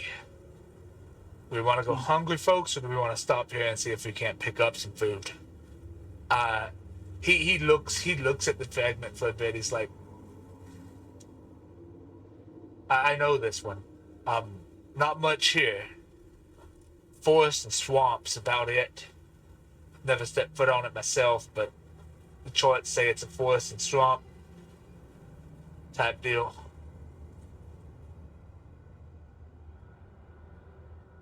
Not much use to check on and travel, but Well, I am might have definitely some not an hunting. forger, so someone else must endeavor to feed us. That's up to y'all. Like I said, by my calculations, Stillhaven's about a day and a half away. We wouldn't be hungry long. Have you ever not had any food for 4 days? It kicks in about the second day, trust me. Yes, but y'all just but the crew, you haven't been eating.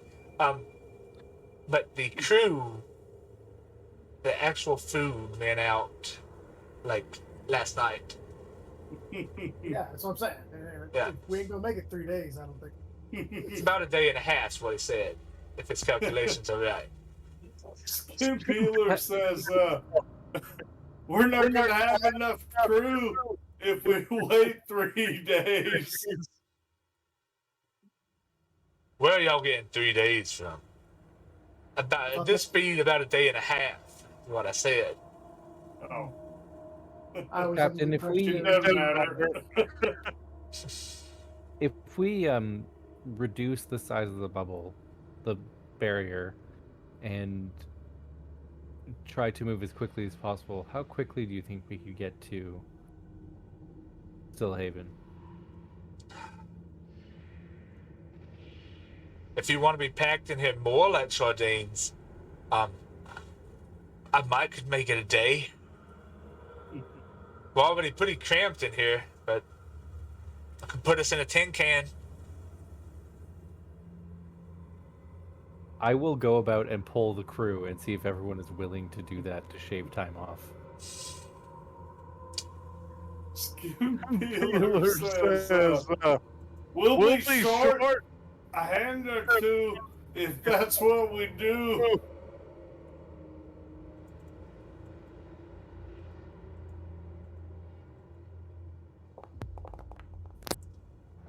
Most of the crew seems like they're game to get home.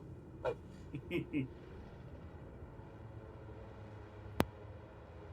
so it's up to y'all. Do we want to squeeze in and get there a little bit faster, or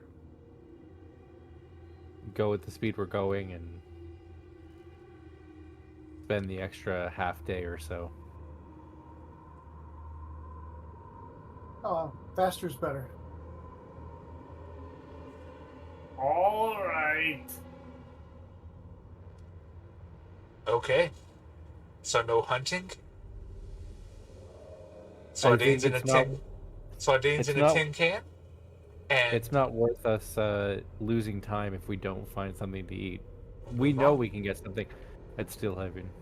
so, for the rest of your travel time, for the rest of this day, rather, does anything else go on in the bit of time that the barrier is opened up to allow Savas and Captain Detroit to rest and regain energy?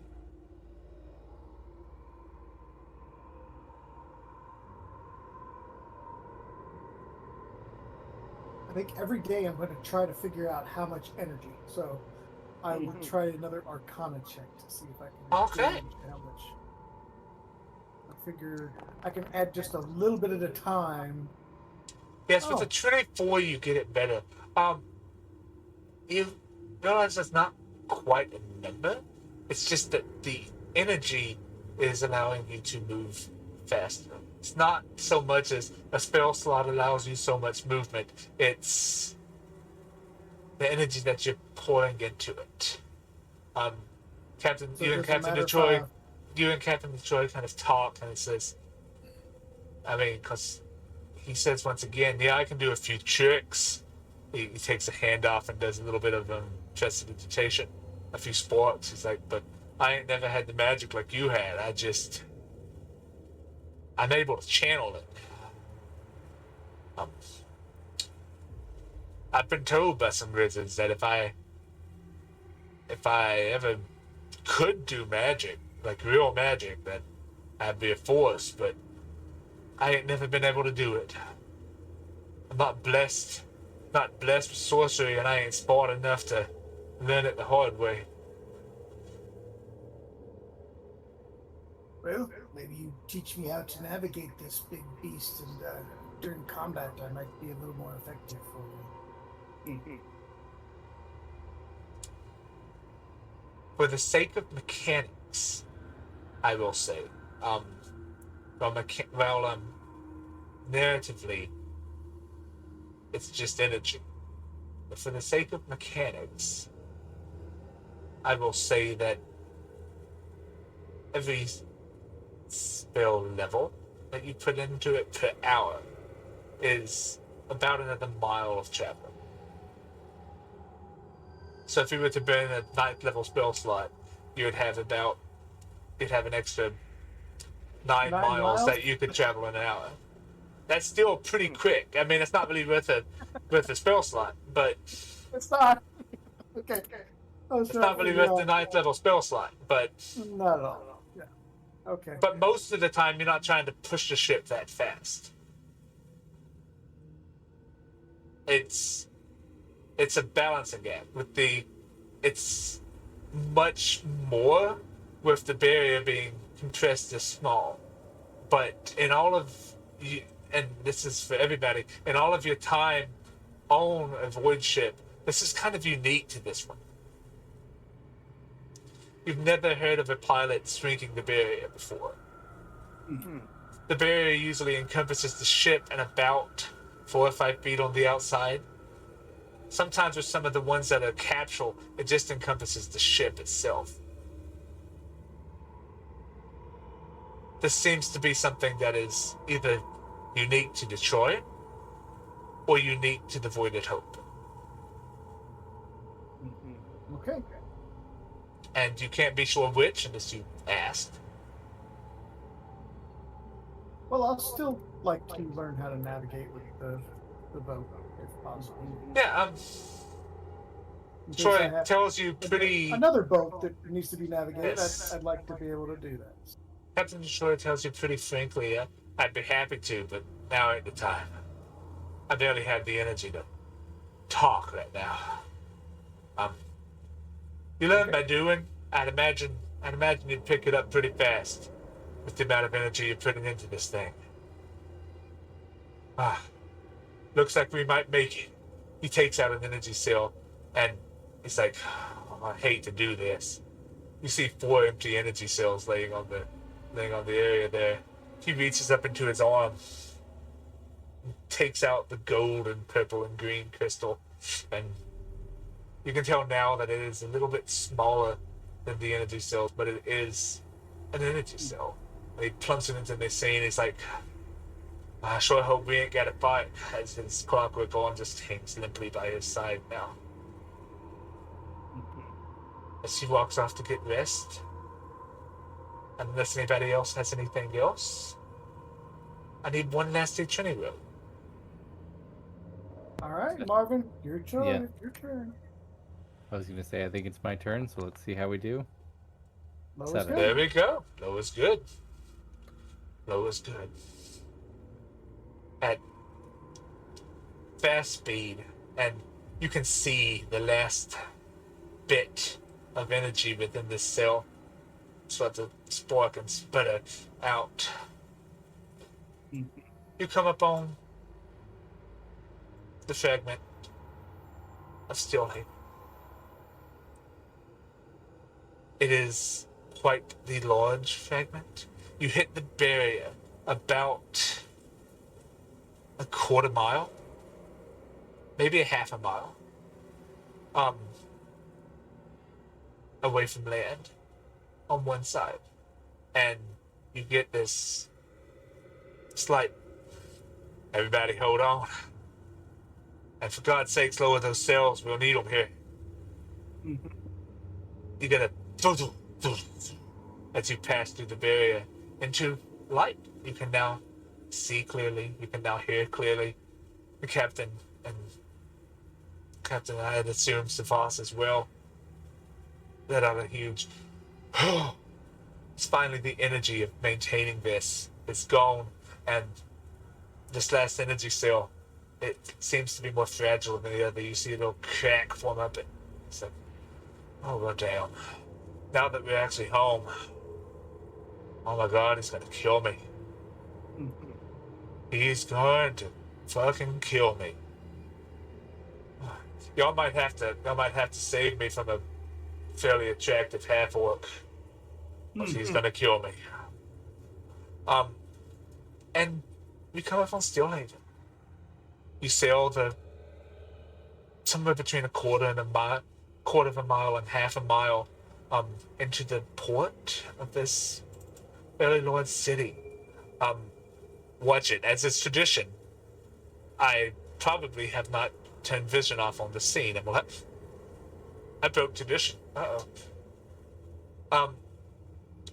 You come up within the harbor. You have to sail around the island, around the fragment a little bit to do so, but you do so, and you find yourself in the harbor of Steelhaven.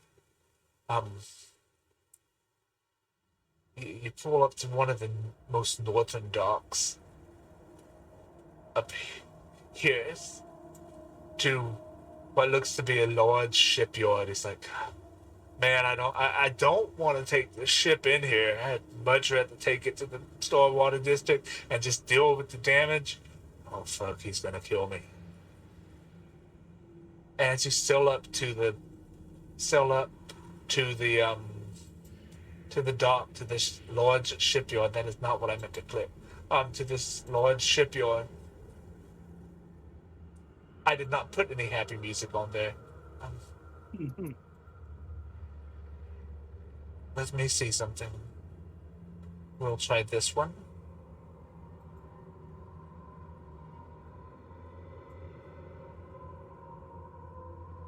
It may not be an exact fit. I will curate some music once I figure out why my app is not working.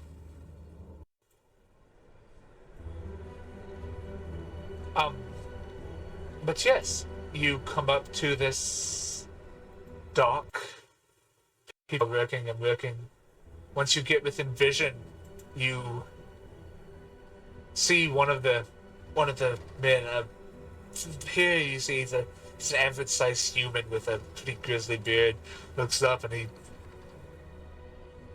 wide-eyed as he sees the state of the ship flying in, floating in, and he runs back into one of the buildings, and he comes back out in tow, and it's about the time you pull up to the dock. He comes back out in tow. It's this very tall, probably about 7 foot, half orc. He has very large tusks. It looks like he might be a little bit more than half orc, if you know what I'm saying. It looks like that blood dilution may not be as much. Deep gray skin. One eye covered by a piece of fabric. It's not a nice looking eye patch, but it is an eye patch. He's dressed in the equivalent of what would be like coveralls. Just a straight up jumpsuit. You can see it's stained with grease and parts of it are burnt away. As the ship pulls up, he says, "What the fuck have you done, Troy?"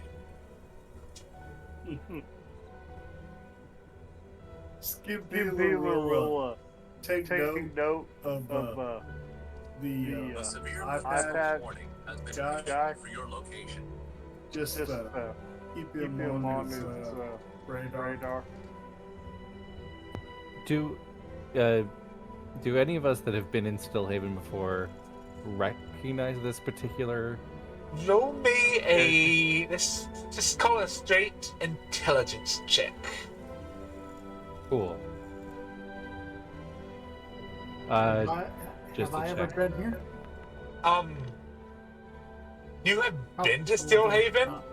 You have been. You think you've been to the fragment of Stillhaven before, but because you remember hearing the name, you remember hearing talk about it, but you've not.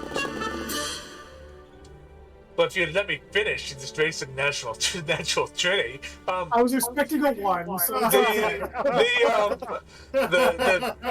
the circuits itself set up out of town, and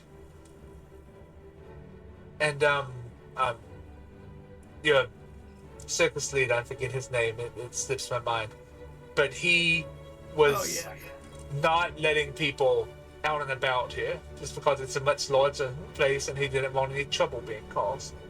Grindelbaum. Grindelbaum, that's the one.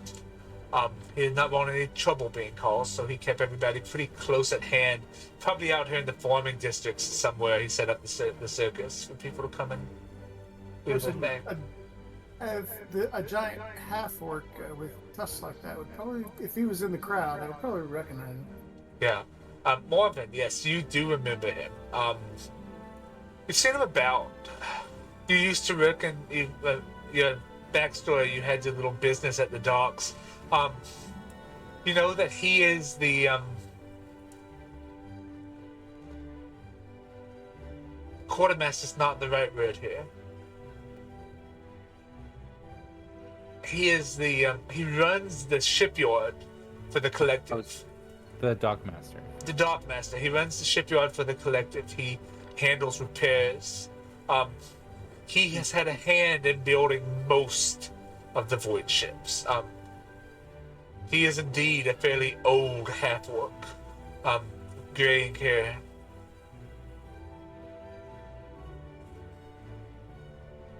Well,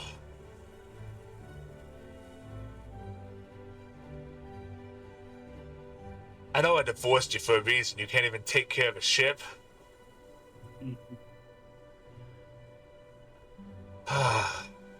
So tell me, what the fuck happened? I'm not going to talk to myself, but they go back and forth in the way that an old married couple would. They mentioned that they are divorced, but there's still something there. You can feel it. Captain DeJoy tells him what happened. Well, we were on our way back from the Red Dragon sector, and the shift of mist found us. I very much disliked that man. He was after something. I don't know what we had in our cargo that it might have been, but he was after it. He ran us ashore. There was several dozen Terradorna with him. I ain't never seen the Terradorna work with peoples before. Maybe it was a coincidence, but they seemed to be working together. They ran us ashore on this small fragment, smallest one I've ever seen, even smaller than the Red Dragon fragment. Well, it took us about a month to get the ship repaired. So I got stolen by some kobolds. It's quite the ordeal. These fine folks. Well, you've met Skimpula. No, you haven't met Skimpula. He joined after the last time I had to have any repairs done.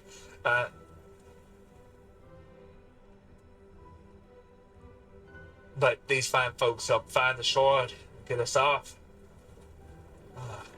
And sure enough, the shift of mist. Fucking Black Buckle. Black Buckle Pierce is right there. Whatever he was after, I don't know that he found it.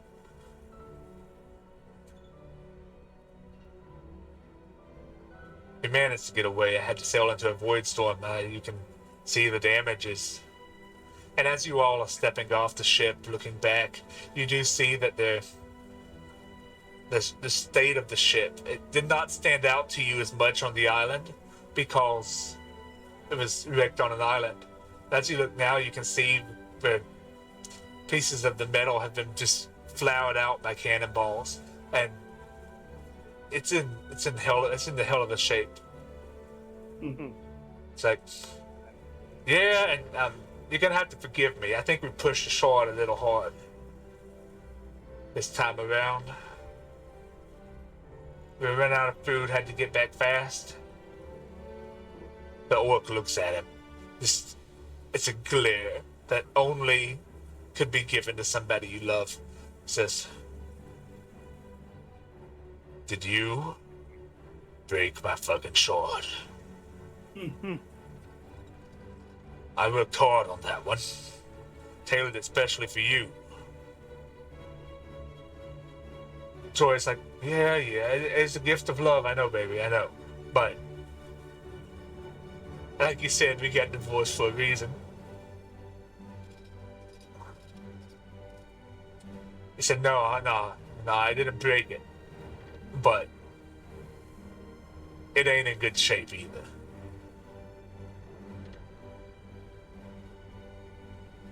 He sends some people up on the ship as the talk continues. Well, you got my Adrift to safety. I guess I have y'all to thank for that. I guess you're on his crew now? He does like to take in. He's not very picky. And I don't mean no offense by that. He offers his hand out. He's like, the name's Thomas. Talus? Yeah, Thomas, as a general name, yes. The name's Thomas. Thomas Detroit. I kept the name. I liked it. Yes, we can introduce each other, but we are kind of starving. Do you know of a place where we might be able to get some food? I know a place or two. Well, the Well, orc maybe we says, can introduce ourselves over a plate of food across the table. How about that? we probably could. We probably could. About this time, the people he sent up on the ship come back and they chat. You know, they were pretty efficient in looking over the ship. It's like, well, we'll have time to chat. I'ma throttle you, Adrift. I'ma throttle you. Yeah. I ain't going to the guild hall. I don't like that bunch. What do you say? Let me get some cleaner clothes on. Get out of this jump shoot. I'll meet you at the store water. Yeah, you can find it down in the Storewater district. The Storewater Inn. It's right off the warehouse district.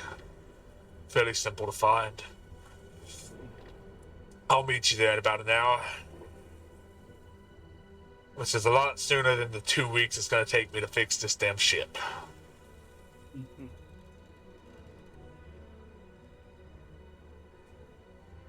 Very well.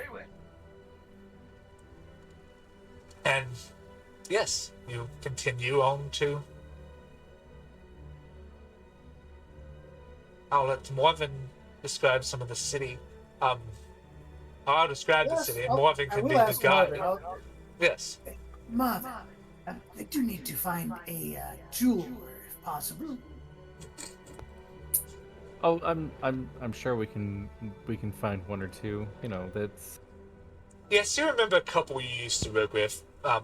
When you there's at had least your one I'm business. going to avoid. Probably. Just Well, I won't give him any business then. just some history. That's all. Don't worry about it. Nothing to worry about. But yes, as you walk south and Morven guides you to the Storewater Inn, which he's been to, but he hasn't spent a lot of time there. It's I actually get lost once on the way. yeah, he worked in the docks before backstory stuff happened that they can reveal as it happens. But most of your time in the taverns was spent in one of the poorer taverns down in the living districts in the slums because you feel more comfortable there. People you were trying to avoid went to the Storewater.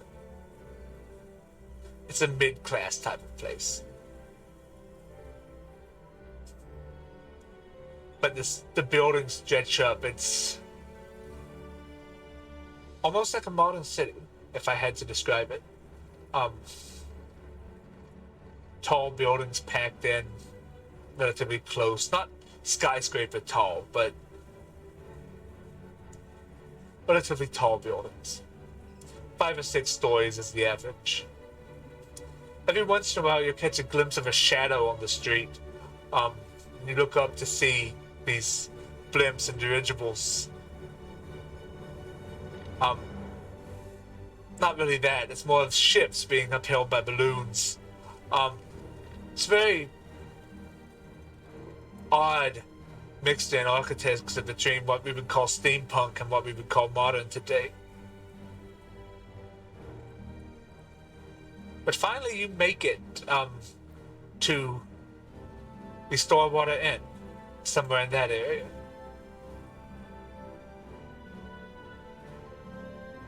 It is a relatively large building. I don't have my notes with the exact description. About somewhere between 80 and 100 by 40 or 50.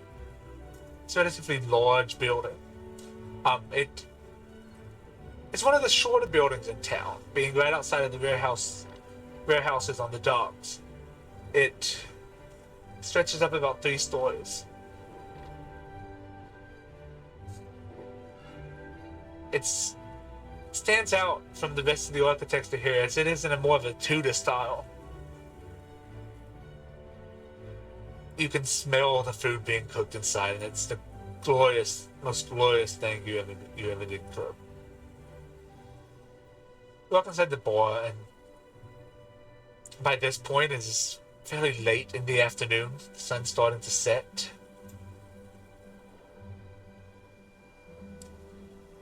Welcome to the tavern. There is behind the bar. There's a short knoll, much smaller than Adrift shore. He's standing on a stool, serving people drinks. Ah! Ha, ha, ha! Welcome to the Starwater End, my friends. How are you doing this fine afternoon? We are literally starving. Oh, well, I can probably help you with that.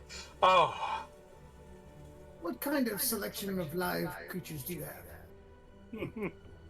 I'll be doing fine when I get some ale. live, you say? I ain't had nobody ever come in here asking for anything live. I might could rustle you up a chicken out of... I might could get somebody to go get a chicken from the farming district for you or something. Oh, yes. Or... I do like the feathers. Those are good.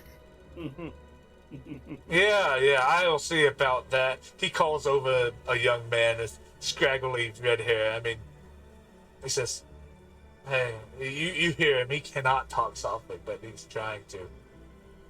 One thing. Over to the farming district. Find the closest place you can get a chicken. The closest place you can get a chicken. That's the strangest request I've ever had. I'm probably gonna charge an extra for it. No.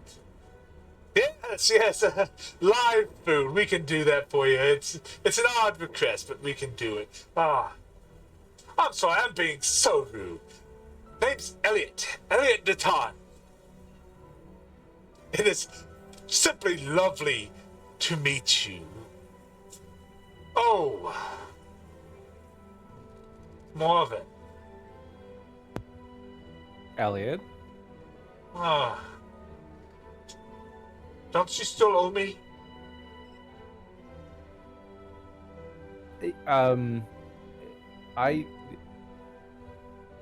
No, I'm sure I paid you. I'm sure. I'll have to check my books, but it's nice to see you again. You got the shit end of that stick. That's all I have to say about it. It's this gnome. He possesses probably the most boisterous attitude you've ever had. Well then, what can I get the rest of you that aren't looking for something live? And can I get you anything to drink, my fine, scaly fellow? That will be just fine. I'll wait for my food. All right. Okay. He's a little cool because he did hear what he was saying. Elliot, a round of ale and a round of mead as well. Oh, real.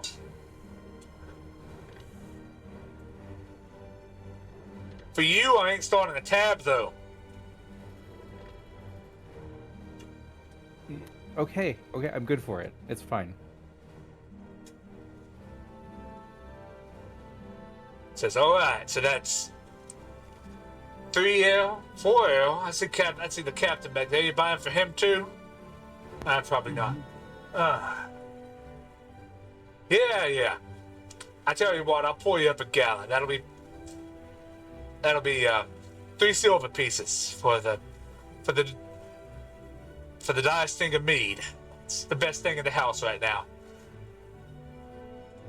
I will pull out a gold piece, slam it down on the bar. Well, up on the bar, I guess, depending on how tall it is. and I'll say, keep the change. Oh well. Big spender. He puts it in the pocket on his apron, and he goes back and he brings back this. It's a big pitcher. It might be a little bit more than a gallon actually. To you, he puts it down on the bar. It's like, and 3 glasses. There you go. What about food? I said something about being hungry. Let's see. What do we got on the special tonight?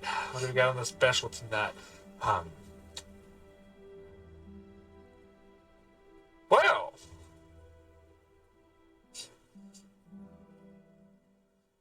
it looks like we have some tuna steaks, with this assortment of root vegetables. We get some chicken incoming. I think we have some steaks in the back if you really want to go out.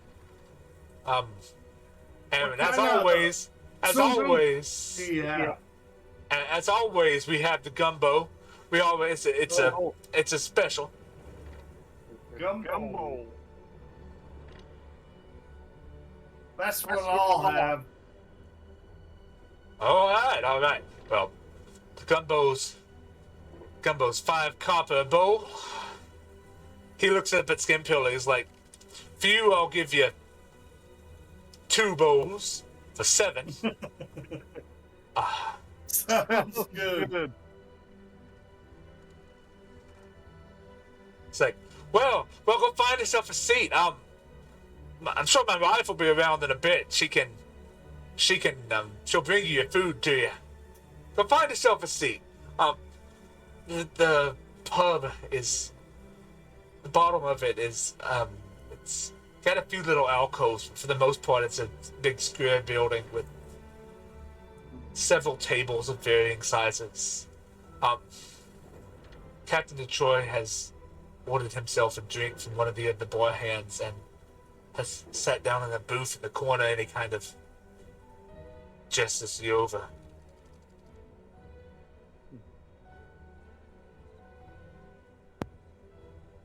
I'll start heading over, but I'm going to look around to see if there's anyone I do not want to run into that I can spot.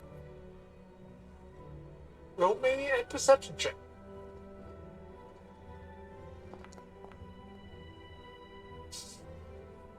You don't see anybody.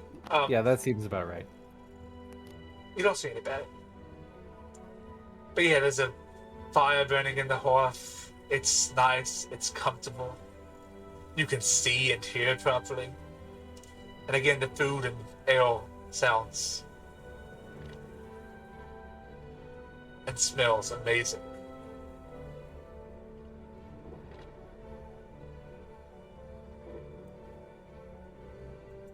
So you head up. I'd like to ask Marvin, do you know of any magical assistance in this town where I might be able to purchase a sending? Let me think. I don't know if there's Maybe a temple or anywhere. I mean, arcane there's library? a temple or two. You do know where the temple district is, and I will. For sure, I know will, where the temple district I is. will remind you. That the temple district, it's not what most people think of as a temple. It's more of a education place. I mean, it serves the purpose as a temple as well to multiple deities, but the primary goal of the temple is to keep people educated in various ways. I mean, I could take you to the temple district. That might be a good place to start. I honestly, I've never used a service like that myself, so tough to say. I'm a little bit more of a walk over to somebody and talk to them type, I guess. Well, yes, but I happened to wake up on a beach in a strange area in the void. I left people behind. You would also know Savas. It's something that hasn't come that has not been brought up yet. Certain types of magic in the way that this area now works don't quite work the same. Especially like communication magic and scrying magic. They tend not to work interfragmentally.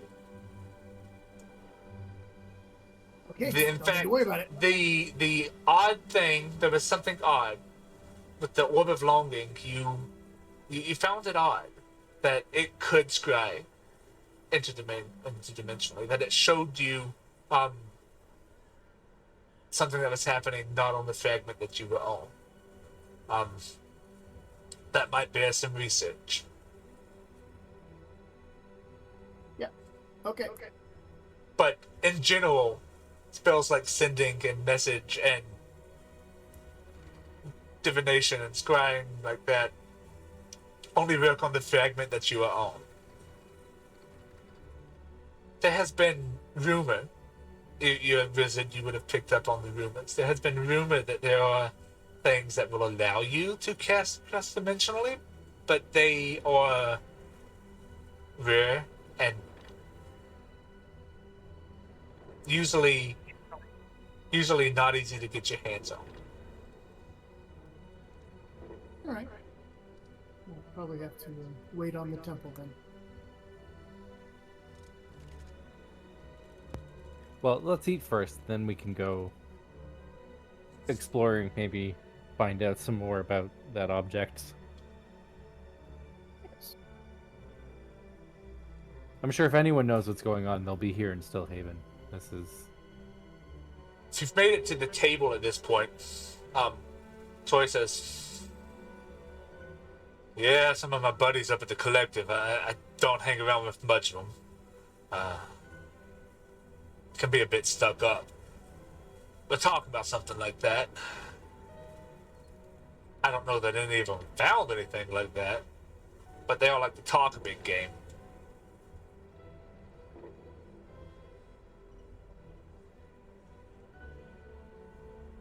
But anyway, I'd like to offer y'all, and he turns to the ones that aren't full-time, place on my crew full-time if you'd like it. You've proven handy. I need a backup pilot. And Torkal's not there, but I need a backup pilot. I trained you to do the things that we need to do. And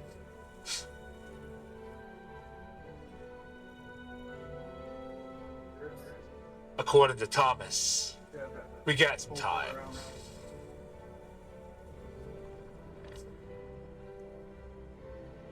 Oh, we lost Crash for a second there. Oh no.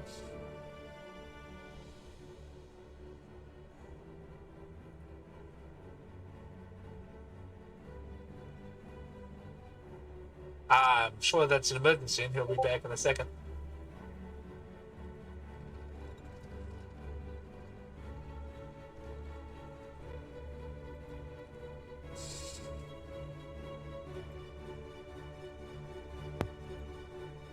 In the meantime, I will quietly eat my soup while waiting to hear their responses.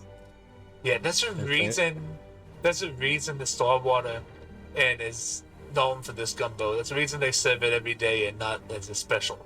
It's good. It's just the right amount of spicy. There's a variety of different seafood in it. Pairs really well with the mead.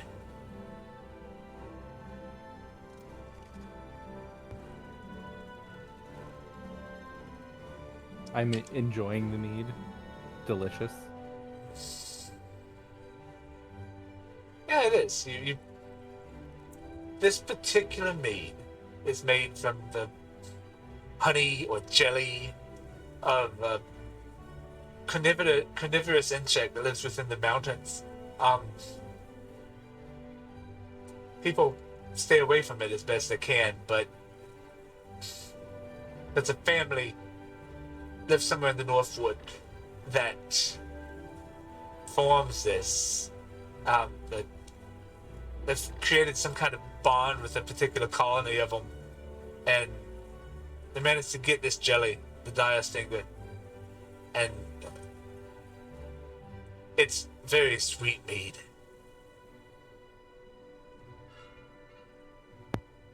Excellent. That's the best kind. As I look around, what's the makeup of the people in the tavern? Is it mostly humans, mix of It's dwarves and stuff, or it's a melting pot. It has to be. In your history, you know that Steelhaven, especially the Starwater district, is very much integrated because after the shattering, people couldn't afford to be racist. They had to take help where they could get it. They had to learn to get with the situation that everybody's stuck in this together, or they weren't going to exist. Yeah, there are several half orcs. I mean, it's majority human still because that's just how the society is. Humanoid type creatures, dwarves, elves. All of those are kind of clumped together into the humanoid factor. You get the occasional monstrous race, even. You don't see a whole lot of half-orcs there, but you see a few. You even see a goblin or two running around. A few Goliaths.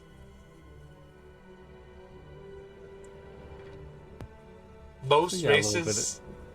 Yeah, most of the races are represented in this demographic. You don't see a vast majority of any particular race.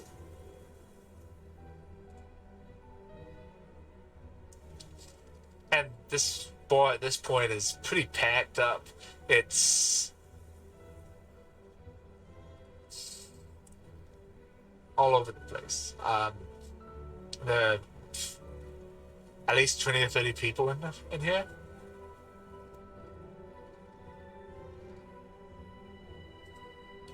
And rush hour has not even started yet. The sun's going down. People are just now getting off of work.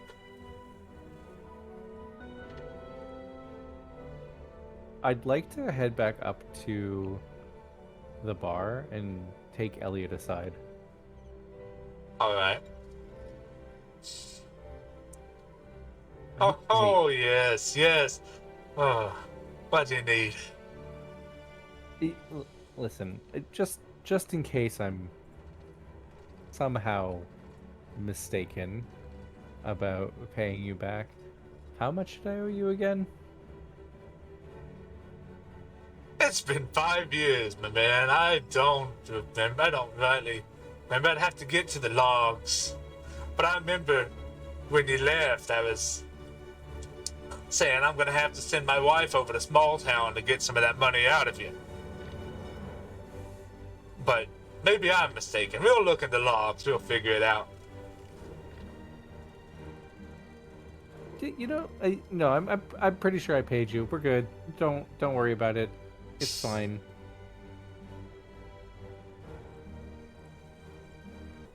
With that, yes. With two of our players having to have stepped away to take care of some important business, and this being a good spot thematically for a stop, this is where we will stop this session, and we will see you all next week to conclude the first chapter of the Sea Chronicles. Hope you all enjoyed. Do the stuff with YouTube and Twitch. It helps everything. And just be good people. I'll see y'all later.